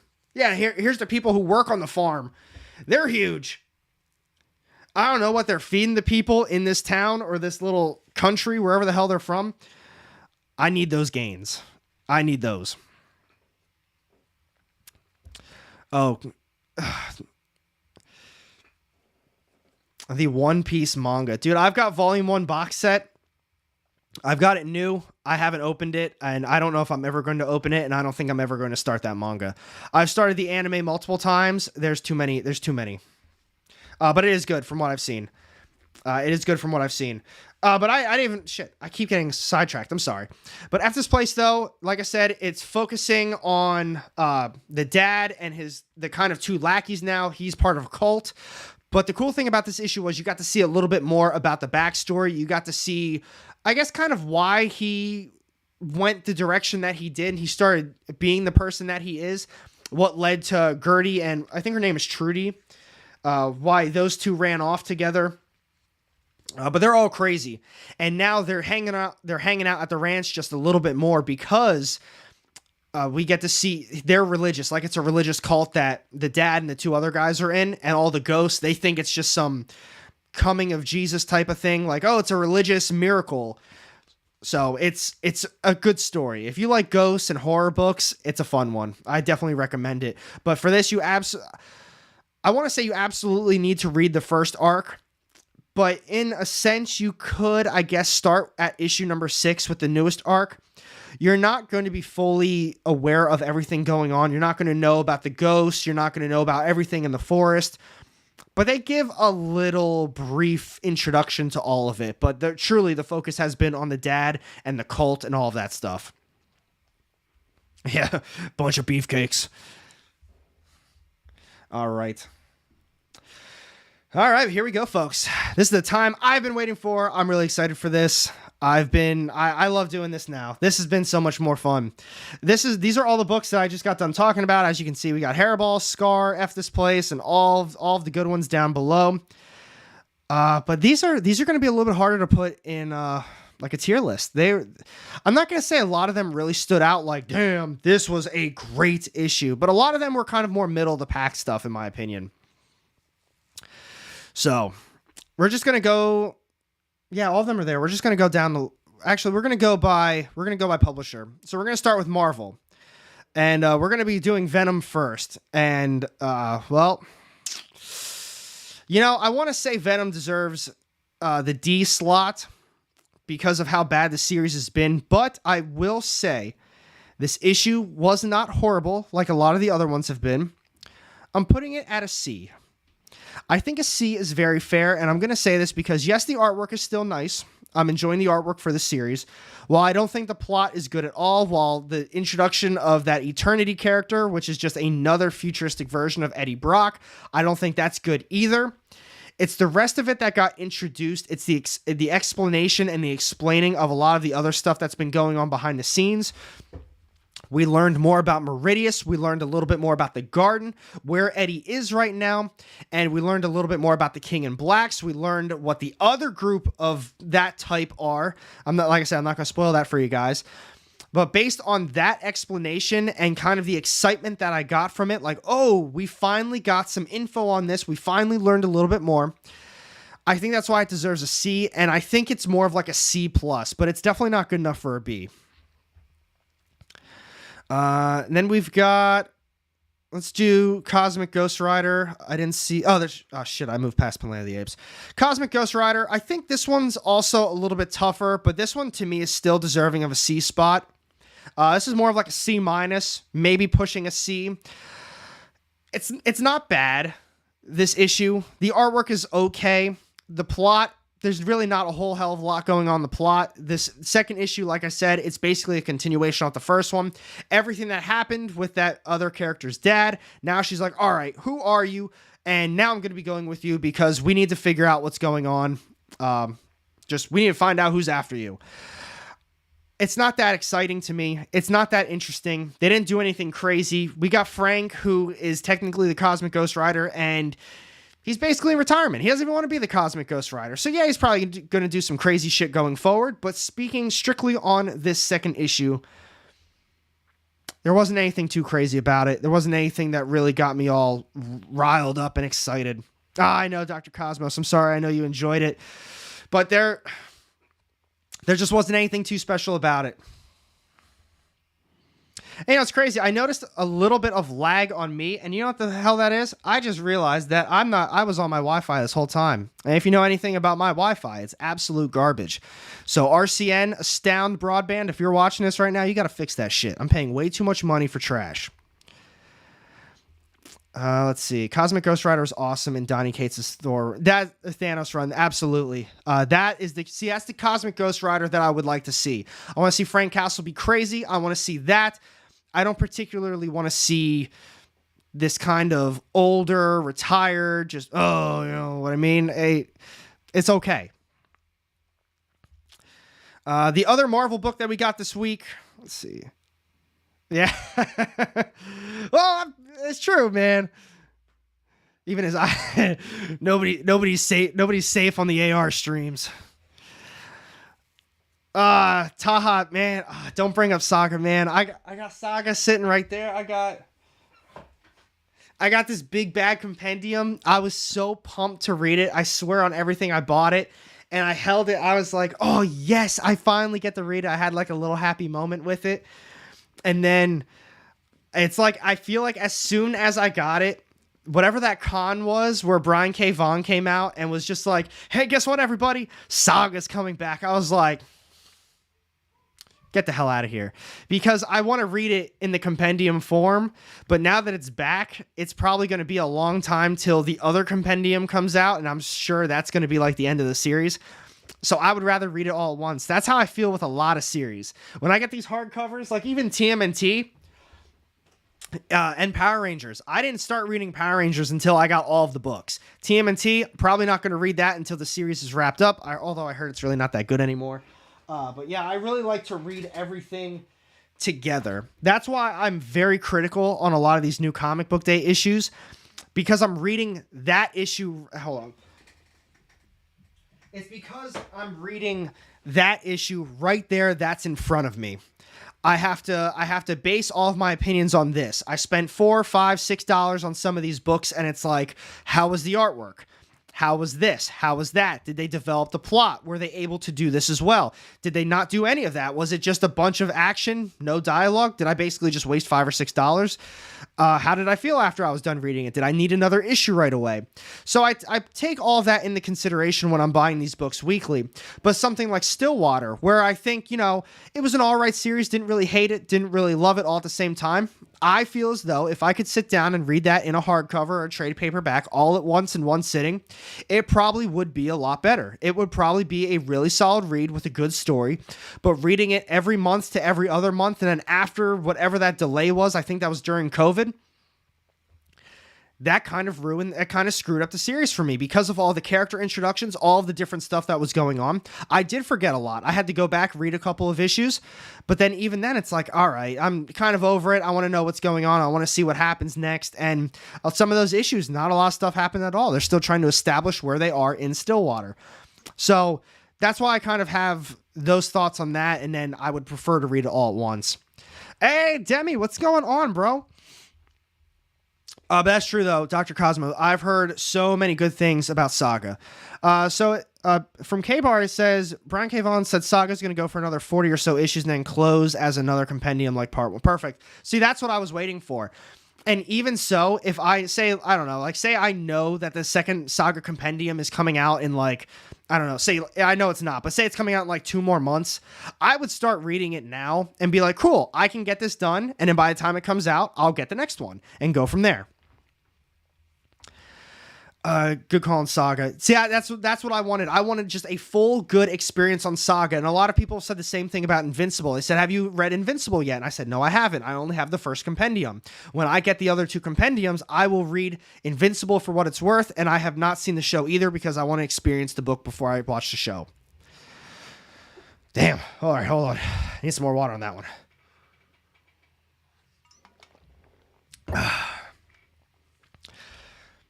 But will Saga ever really end, though? See, we don't know about that, but if they wrap up a second compendium and leave it on a cliffhanger, I'll still probably read it.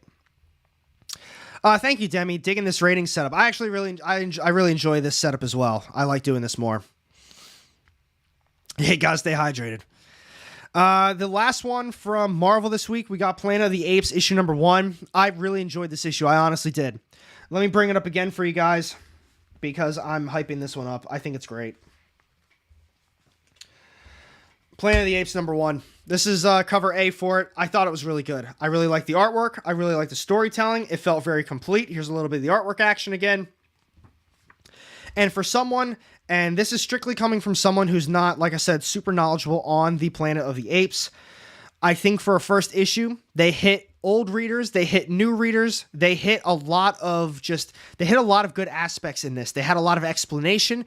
They had the character introductions. They let us know what the virus was. And going forward, I'm really excited to see where they go with this series. So to me, this deserves an A. This is an A book. This is really good. Is it an S tier? Absolutely not. I don't know what would have made it an S tier, but I was really satisfied when I was done reading it. It's an oversized issue that's a $5 price tag, and I felt like I got my money's worth. Part 1 ends on a major cliffhanger. Gotcha. So that's all of Marvel. What do we got next? I think Dynamite only has one book. We'll do IDW and then Dynamite. Breath of Shadows. It's a tough one. Breath of Shadows number 3. What is S tier? S tier is the Spider-Man tier. That's the... I'm kidding. Now, S tier is just like top of the line. It's the best of the best. Really got my Jimmy's Rustled type of tier. Marvel smashing new comic book days back to... Yeah, usually I might change the C tier to M for next week. And just let it be known that it's the Marvel tier. But Breath of Shadows... I don't know. Like I said, I don't know if anyone's still reading this series. It's okay. I had a lot of issues with this one. I don't think it's worthy of a D. So is that Planet of the Apes book? What continuity does it follow? See, that's what I wasn't sure, Mark. I'm really not that well versed in Planet of the Apes. I still haven't seen the newest third movie. I've seen the old ones, but man, I was a kid when I saw those. And that one that was in like 2001, we were talking about that on last night's stream. I honestly forgot that even existed. So my knowledge on Planet of the Apes is super, super limited. So I did recognize, and I'll show you this, Mark. I did recognize this from the new movie. I recognize this from the first movie of the new one. So take that for what it is. I don't know if the rest of it followed the new movies. Like if this is like a Mandalorian situation where it's basically a comic based on literally the show. I don't think it is though. I think it's its own creative, like unique thing. But I'm not 100% on that. But with Breath of Shadows, this is from IDW. The first issue was fantastic. It was legit good. It was a very good concept. It was unique. I like the art. It fit very well with the story. Main character is a drug addict. It's kind of a horror series at the same time. So it was dark. It was gritty. It was cool. I like that.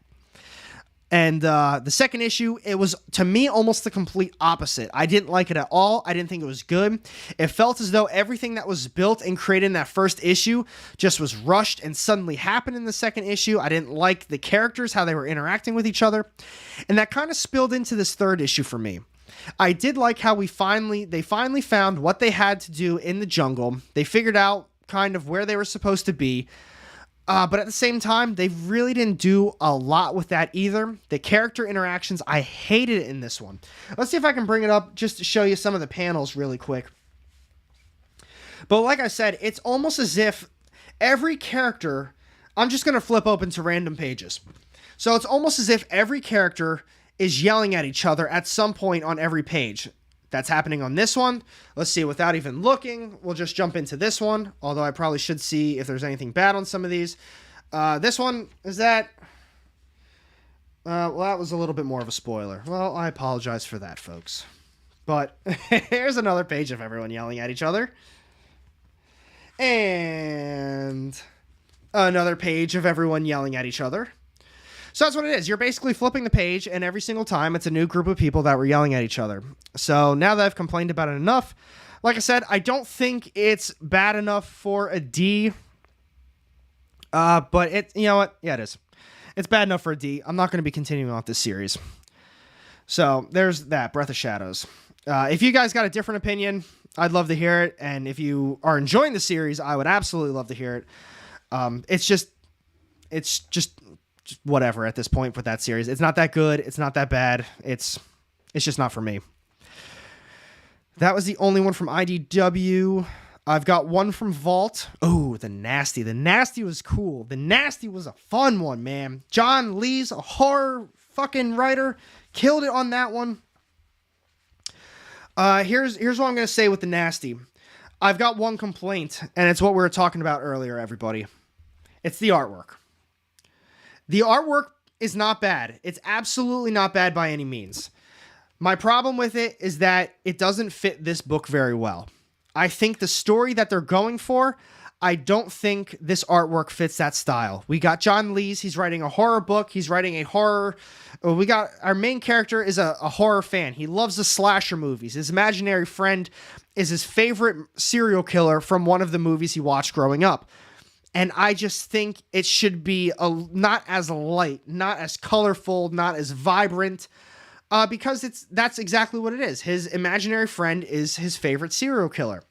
The little group that he's in, it reminds me of like a Stranger Things group. They love horror movies. They watch the banned horror movies from the UK. That's what they meet for. And now they finally got a hold of this Holy Grail banned movie that changes everything for them. I think the art needs to be a little bit more grittier. I think it needs to have a little bit darker of a tone to it. Like more of a serious vibe, not this bright and colorful, happy kind of artwork. So that's my only issue with it. But the story is great. I really like the characters. I like how they interact with each other. And I think you're correct. I do think the artwork, the art is changing on The Nasty as it goes forward. But I can't confirm that. So with all that being said, I'm gonna put it in an A. I'm going to put it above Planet of the Apes. I think it was really good. I really enjoyed it. When I was done with it, I wanted to read the next one. I wanted to see what was going to happen because they left us on an awesome cliffhanger, and it really changed where the series is going to be going. I think if it had better artwork or a different artwork style, I personally would put it in the S tier, but based on this art, it's going to go in the A spot. Demi, no, I did not get that. My shop didn't order a lot of them. I'm sure they wish they would have, but they didn't order a ton of them. They actually only ordered it. This is what I was talking about before now. All right. So they're not really ordering any of those issues for that series. And they only ordered issue number 7 for people who pre-ordered it. And there was a lot of people, I'm pretty positive there was a lot of people came in asking for it. And this is what I was talking about earlier, where these people that are coming in for it, you absolutely can come in and get it. Like, I want this key. I want to flip this key, maybe get 2 copies of it, keep one for myself, flip the other one, make that second one, pay for both of them. Those types of things, you absolutely can do that. But the thing is that's why these shops aren't ordering a ton of these books. That one, yeah, I can see why they would order a lot of those, but nobody's reading that Spider-Man series. I'm not seeing anybody talk about it. And all those people that I saw posting on Instagram all goddamn day yesterday saying, yo, look at all the copies I got. I got 5 copies. I got 6 copies of this. I got every single cover of this. Why weren't you posting the first 6 covers? Is it not that good of a read? You're not liking it? You're not enjoying it? You just want that for the spec? You want to show it off to people? See, that's the thing. And that's why I don't blame a lot of shops for not ordering as many books anymore, because you have those people that specifically want that issue, and then they get all salty when they can't get that one issue, even though they didn't order it and they're not even reading it to begin with. They just want to flip it. And that's the other thing. When you see a shop that prices books up and people get all salty, like for the example, like if somebody sold that for like if a shop ordered a bunch of copies and they were pricing them up for like $10 to $15 or $20 or something like that, and people are going to get pissy about that because they didn't personally pre-order that, are you getting mad because you couldn't get it for yourself and now you're mad at the shop because they're doing exactly like you were doing and you expect them to be different because they're a business and you're just a regular Joe Schmo that wants to flip it? It's the same concept. It's, they're trying to make money. They're trying to have a successful business. So why should they sell it to cover price for you so you can make that quick little profit? It's, let the shops do what they have to do. You didn't pre-order it. Now, if they Now, if they raise the price on the pre-order, that's a whole different story, and that's extremely screwed up in my opinion. And I've seen shops do that. Oh yeah, it's going for X amount of money, so we're charging this for this. No, you pre-ordered that. That is on your list. But if people are coming in for it, whole different ball game. It's completely artificial hype. It's Dan Slott working overtime to sell his vanity project. That's the thing. Dan Slott's been hyping this book up, and he doesn't hype up a lot of books. So people had a lot of knowledge about this coming out. Dan saying there's going to be a big first appearance. It's going to be a big book. And I didn't get it. I'm probably not going to get it. And for all I know, I'm going to see it in like a month or two for a couple bucks. Oh, nice. See, I will say that though, Demi. I will admit to you guys, if I saw it at the shop, I would have gotten a copy. I did say on Tuesday's stream, I'll get multiple copies and I'll do them as giveaways for Thursday's stream, but I wasn't able to get any. But I did say I would get a few copies if I could for you guys. But yeah, The Nasty, well-deserved A. Realistically, probably could have been an S, but the artwork just didn't do it for me. Spider-Man clown car, open the back in a million. That's where we're at now, man. There's a shitload of spider characters. I mean, look at when the what's it called? Into the Spider-Verse, when they had all of those different Spider-Man variants, all the different spider characters in the trailer, and everybody lost their minds, and they were selling the Spider-Verse books for an absurd amount of money.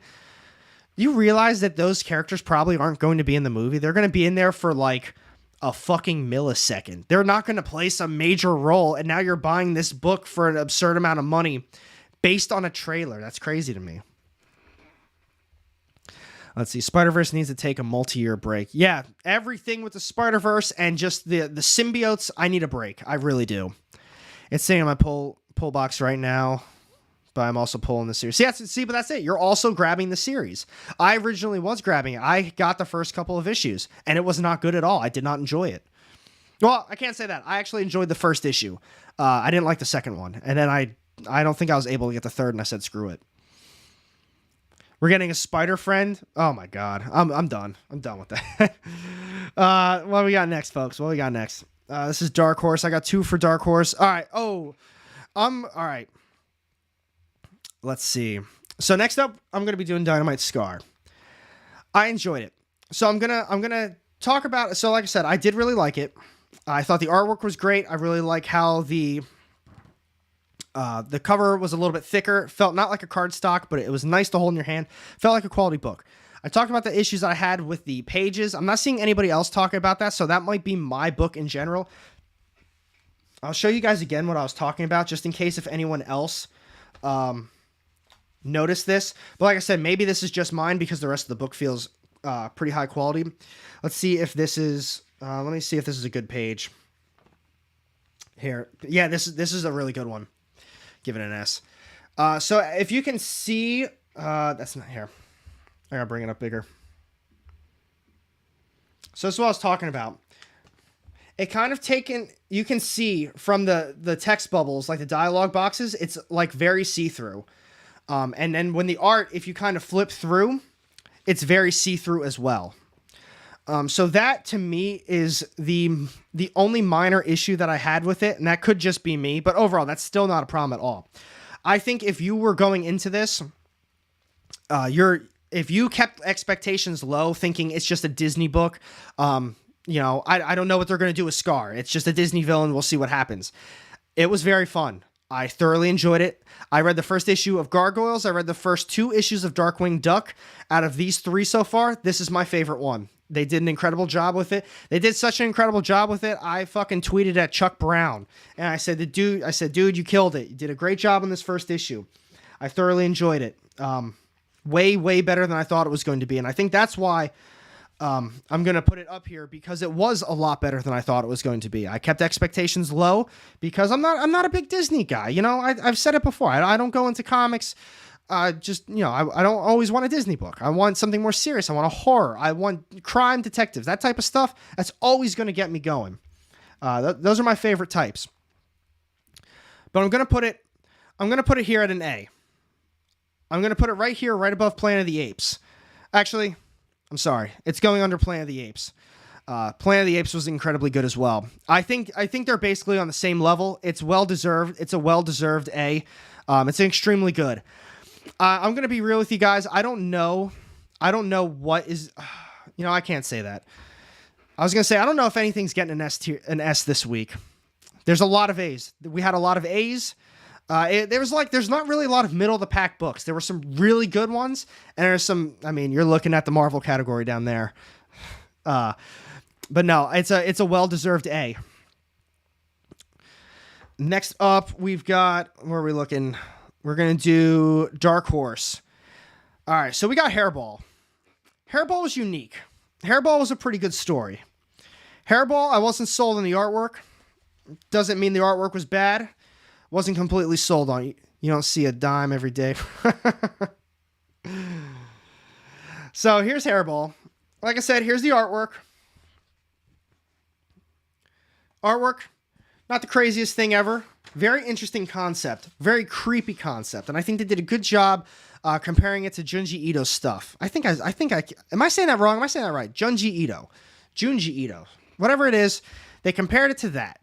I got those vibes. I got a creepy vibe from it. I felt weird reading this because we got this little girl that doesn't really know what's going on. You've got her adopted parents in the background. All they're doing is screaming at each other the whole time. But the problem is they're screaming about her, that she's the problem. Then we've got this creepy cat. We've got this weird cat, and all this weird stuff keeps happening with this cat. And I liked it. I liked the weirdness from it. I liked the creepiness from it. I wanted a little bit more out of it, but as far as the first issue goes, I think that's the problem, is I wanted more out of it because it was that good of a first issue. My only issue with it was I wasn't sold on the $5.99 price tag. I think that's a little too expensive for this book. I think $5 is fair. I'd still think $4 was the best price for this. It's a quality book. The paper's quality. The paper kind of feels like a little bit more like construction paper, a little bit more along those lines. So it feels really good. I don't think it's an oversized issue. I think it's just the thickness of the cover and the pages itself. But like, here's a quick little sneak peek. But like, it's so creepy. It's so weird. So for that, it's a tough one too. This one. Just got back, bro. Where are we at? Hey, Steven. Steven, what's going on, bro? We're talking about Hairball right now. I don't know if this is gonna be a hot one for you guys, but I'm putting it at the top for A. This was cool. I don't know if it deserves an S. I'm trying to be very picky with my S's. I don't think it deserves to be an S, but I think it's an A+. I think that and the Nasty are A+. It was really good. I really enjoyed it. And this is, like I said, I'm critical on this stuff, and I think my biggest drawback was the $5.99 price tag on it. I've been thinking about that for like the last day. It's like, man, $6 for that fucking book, and I think it's $6 for that book when you get a lot of pages that are like this, where there's not a lot of dialogue, there's not a lot of plot progression, there's not a lot of background story, there's not a lot of detail. So that's why I said earlier, I think it was this book, I said I'm going to have a little, kind of a hard time explaining it because there's not a lot of stuff that really does happen. But the thing is what they did do was very good. They left a lot up to kind of interpretation to the reader, like, ooh, what is going on with the cat? What is going on with this? Is there something wrong with her now too? What's going to happen with the parents? That was really good. I enjoyed all of it, but I keep thinking about that $5.99 price tag, and I think that's my drawback. I think if it was $4 or $5, I'd probably put it at an S tier. And I know that is some very critical shit, and I'm sure some of you are watching this or future watching it like, man, that's picky, man. You're going to give it an A over an S due to like $1 or $2? Hey, that $1 or $2 could have went to another book. Think about it. If books are only $4, that's borderline half another book right there. So I could have added something else to my list, and maybe that book would have been an S tier. So that's why I always tell you guys, I'm very critical on these books. You have to be. Is that... Oh, my gosh. We got the other one for Dark Horse. Oh, here we go. Where Monsters Lie, baby. This is the one I'd show you guys the artwork. I'd have to show you this stuff. This is issue number 3. I read it digitally. Where Monsters Lie was awesome. I really enjoyed it. I love the action. I love the plot progression of it. I love the artwork. I love the characters. I love how they brought some older stuff into it with the other character. They branched off into kind of a different plot into this issue. I really recommend reading this series. If that art is dialed in like Frank Miller did in Sin City, where he was really, really thinking about simplifying, it's... I was gonna say I don't think it really reminds me of that, but I do get where you're coming from with the simplicity of it. But with Where Monsters Lie, Where Monsters Lie number 3. You know what, guys? You know what, chat? It's an S. It's a fucking S. It's a really good book. It's a really good series. Thoroughly enjoyed all 3 issues. There's not one thing that I could pinpoint that I didn't like about any of the issues. I thought they were all great. I thought they've really developed the story. It's a very unique story. I like the characters. We've got background stories on the characters. And now everything's falling through in this 3rd issue. It's good. It's really good. Hey, JW, gotta go. Hope to catch another live soon. Hey, have a good night, buddy. Thanks for popping in. I hope you have a good rest of your day, babe. Hairball.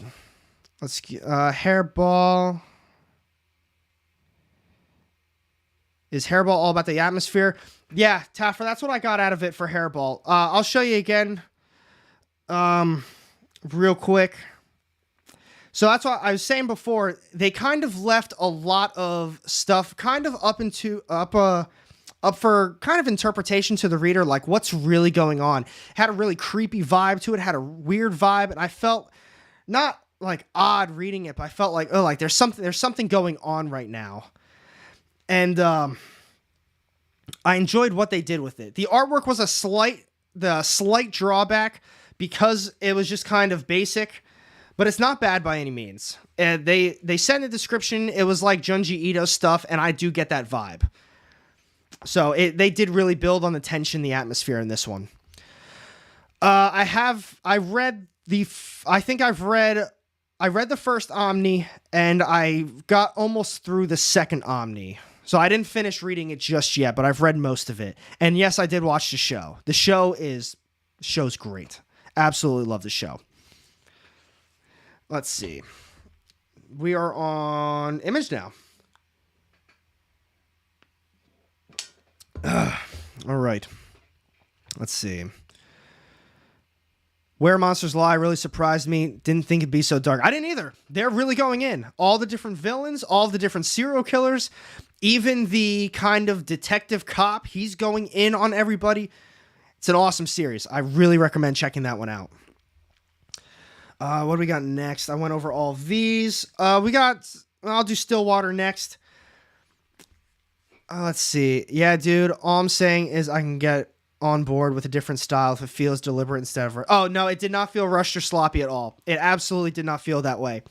I have a hard time... See, that's the other thing when I always say I get very critical on these books. Once they start hitting a different price tag, I have to think a little bit more with it. Like, why did you feel the need to price it more than the other comic books? Is it oversized? Is there a lot of story to it? Is there a lot of plot? How is the artwork? Is the artwork phenomenal? Is it top notch? How's the actual quality of the book itself? And for this to be even more than a new Marvel book, I really have to take that into consideration. But I think they did a great job with it. Oh, no. That's the whole thing about it, man. Steven, we talk about these books. That's why I always say I buy all these books. I don't buy as many as I would like to. I'd like to be able to review everything for you guys. But I try to be as critical and honest as I possibly can. If I've got any problems with it, you guys are going to know about it. If there's stuff I liked about it, I'm going to tell you straight up without too many spoilers in it. But no, that's what I'm saying. This is your hard-earned money. You have to logically think about what you can and can't buy. And does this fit into your budget? That's why I like to always talk about it with you. Hey, Joshua, what's going on, man? Dude, we reviewed all the books. We're at the tier list right now. We just got done with pretty much all of the publishers, and we are on Image to wrap everything up. So the next one I was going to talk about was Stillwater. This is the series finale, and that's why I say, too, it's a series finale. I think they did a good job wrapping it up. I'm trying not to cloud my judgment on the rest of the series, where I'm saying, they started this way, they went this direction, then this happened, and that all led to this series finale. I'm trying to think strictly on the series finale. Was it good? Was it bad? I think it was okay. I don't think it was horrible. I think for a book like this, it's tough to wrap up. It's really hard to figure out how you're going to sum everything up that you just spent almost 2 years creating. What are we doing with Stillwater? What are we doing with Clearwater? What are we doing with these characters? Who's going to survive? Who's going to die? And I do think Chip Zdarsky did a pretty good job with it. Personally, I don't know how I would prefer this to wrap up. I think this is exactly how it should have wrapped up. I think he wrapped up all the different characters. There were no really loose ends to anything that I can recall. But at that same time, I think it's a well-deserved B. Nothing special about it, nothing bad about it. It's the culmination of everything that's been built up this entire time. So we got to see action. We got to see some other characters come together. Some characters I really didn't expect to come together. So maybe that plays into the B. I thought some other stuff was going to happen from that. But overall, that's what I think. I think overall the series is like a B. Not great, not bad. Is it worth a read? If you got some time, it's raining outside, you can read it all at once, I'd say go for it. Where are we at next? I physically read all of those, so let me get these out of the way so I can bring them up for you. 3 left, 4 left. Well, where the hell's that book? Oh, I had to read that one digitally. Wait, no, I didn't. Oh, Junk Rabbit, that's what it is. I mixed that one up for a different book. All right, we're going to talk about this one. Oh, let's see. Is it that expensive because of Matt Kint's name? I know Spy Superb. Oh, is that one $8? I heard Spy Superb is really good though. I have not read it, and that's actually why I didn't buy it, is because it's $8. It could be. That's the thing. I don't know anything about that book, sadly, but an $8 price tag, I'm usually not going to get it. Even the Batman One Bad Day books that are very good, they're cardstock covers, oversized issues. I feel like I've always got my money's worth out of them. I have a hard time wanting to buy those, knowing that I've enjoyed all of them so far. Here we go, Radiant Pink. I talked about this book not in a positive light. I didn't really enjoy it. I don't like the direction of it. Eva is a decent character. I don't like how it turned into a love story. And it's also the type of love story that's very... They show it. It's literally these two girls basically getting together in this series now. That's what it is. It's gone from her being the Radiant Pink character to her landing in this different universe, this different realm. And it was like, all right, well, how are we going to get home? It went from them kind of trying to really figure out how to get home to this awkward tension of love between them both. And this issue, they really went into that side of the story. And for those reasons, you get a D. It's not that good. This is my least favorite book that I've read out of the Massiverse. It sucks that there is one more issue because the first 3 weren't bad. They weren't great. I'd say even after the first 3, it was still probably my least favorite that I've read out of the Massiverse. But yeah, so there's that. It's just not that good. We got 3 left to talk about. We're going to go with Almighty next. Actually, I'll show you some artwork. ENIAC, I didn't finish reading ENIAC, but this is what I'm talking about here, is there's a lot of stuff like this in this issue. A lot like that. And that's 3 pages in. That's literally 3 pages in, and it starts on the 2nd page with that. And it moves on to the 3rd page, and then the 5th page, and kind of the next, 3 pages right after that. So it really is just like a love book, and I'm not interested in that. We're going to talk about Almighty next. This is potentially my favorite issue of the series so far. They've really expanded on the story. I'm still not super invested into it. I'm talking, if my shop doesn't get issue number 4 the next time it's supposed to come out, I'm not going to be upset about it. I probably might read it digitally. I might not. But this right now is the type of series where if they stop getting the issues, I'm just going to stop reading it, and I'm not going to make a stink about it. We don't know a lot of the backstory on these characters, literally any of them. We don't know Del. We don't know Fail. We don't know who the militia is. We don't know what happened in the world. We don't know who the other gang is that captured Fel or Del. I always mix them up. Which one's which? Dell. Dell got captured, and we just don't know about anything because the series started off with a bang. Second issue was just as crazy. Now the third issue is just as crazy. I had a lot of issues with the artwork. While the art itself isn't bad, they really had this blurriness to a lot of the panels. This is why I was trying to tell you guys earlier. It might be my own personal thing, but it was a little tough on my eyes. I do have eye issues. So I felt like I was really straining on that one. So for that, I think this is another B. Middle of the pack. Not great, not bad. Love the action in it. But the story is, in my opinion, severely lacking. Taffer, my OCD will keep me buying that book as well. Have to get all the Supermassive Universe. I have to get some of the other series. I'm not reading Dead Lucky and I'm not reading Rogue Sun. Heard they're both really good too. I really wish they would focus on the superheroes though. I agree. Female lovers in a book is so prominent now. It's almost cliche. I mean, I don't care about the love stories. It's the fact that we were talking about this earlier too, is that it feels extremely forced and that it's very relevant throughout this entire issue. We were talking about Once Upon a Time at the End of the World. Well, that's technically a love story. It's an apocalyptic love story. I would never have thought that I'd love that series. It's fantastic because it's organic. It's not rushed. It's not this forced love between these two main characters. It's that they're growing their relationship, they're feeding off of each other, they're working together, and you just see them kind of have this interest in each other now. And Jason Aaron has done a great job with that. This, on the other hand, feels like the opposite. Taha, I will tell you, I'm not a huge fan of the fantasy stuff. I'm just going to be honest with you. I'm not... That type of stuff really isn't my thing. I do have Monstrous Volume 1. I do usually read the stuff, but it's a lot harder for me to get into. Let's see. Next up, let's do... Oh, these are two good ones. Let's do F This Place next. Devil's always in the details. A lot of writers botch execution of good ideas. I agree. It's a shame because there's so many good ideas out there for comics, and a lot of times it does fall into the details. Like, oh, you had this phenomenal idea, and then all of a sudden it was rushed, or you just kind of half-assed it to move on to the next idea. And there's just so much more that could be done with some stuff. And I understand you gotta hit deadlines. You gotta hit certain things that you want to do by that certain issue. But sometimes you just have to care about what you're doing. You just have to really put that effort in. And the readers know. It's not like you're doing this so you could get the next idea out for the readers. The readers would love that type of detail sometimes. They would love that type of a story.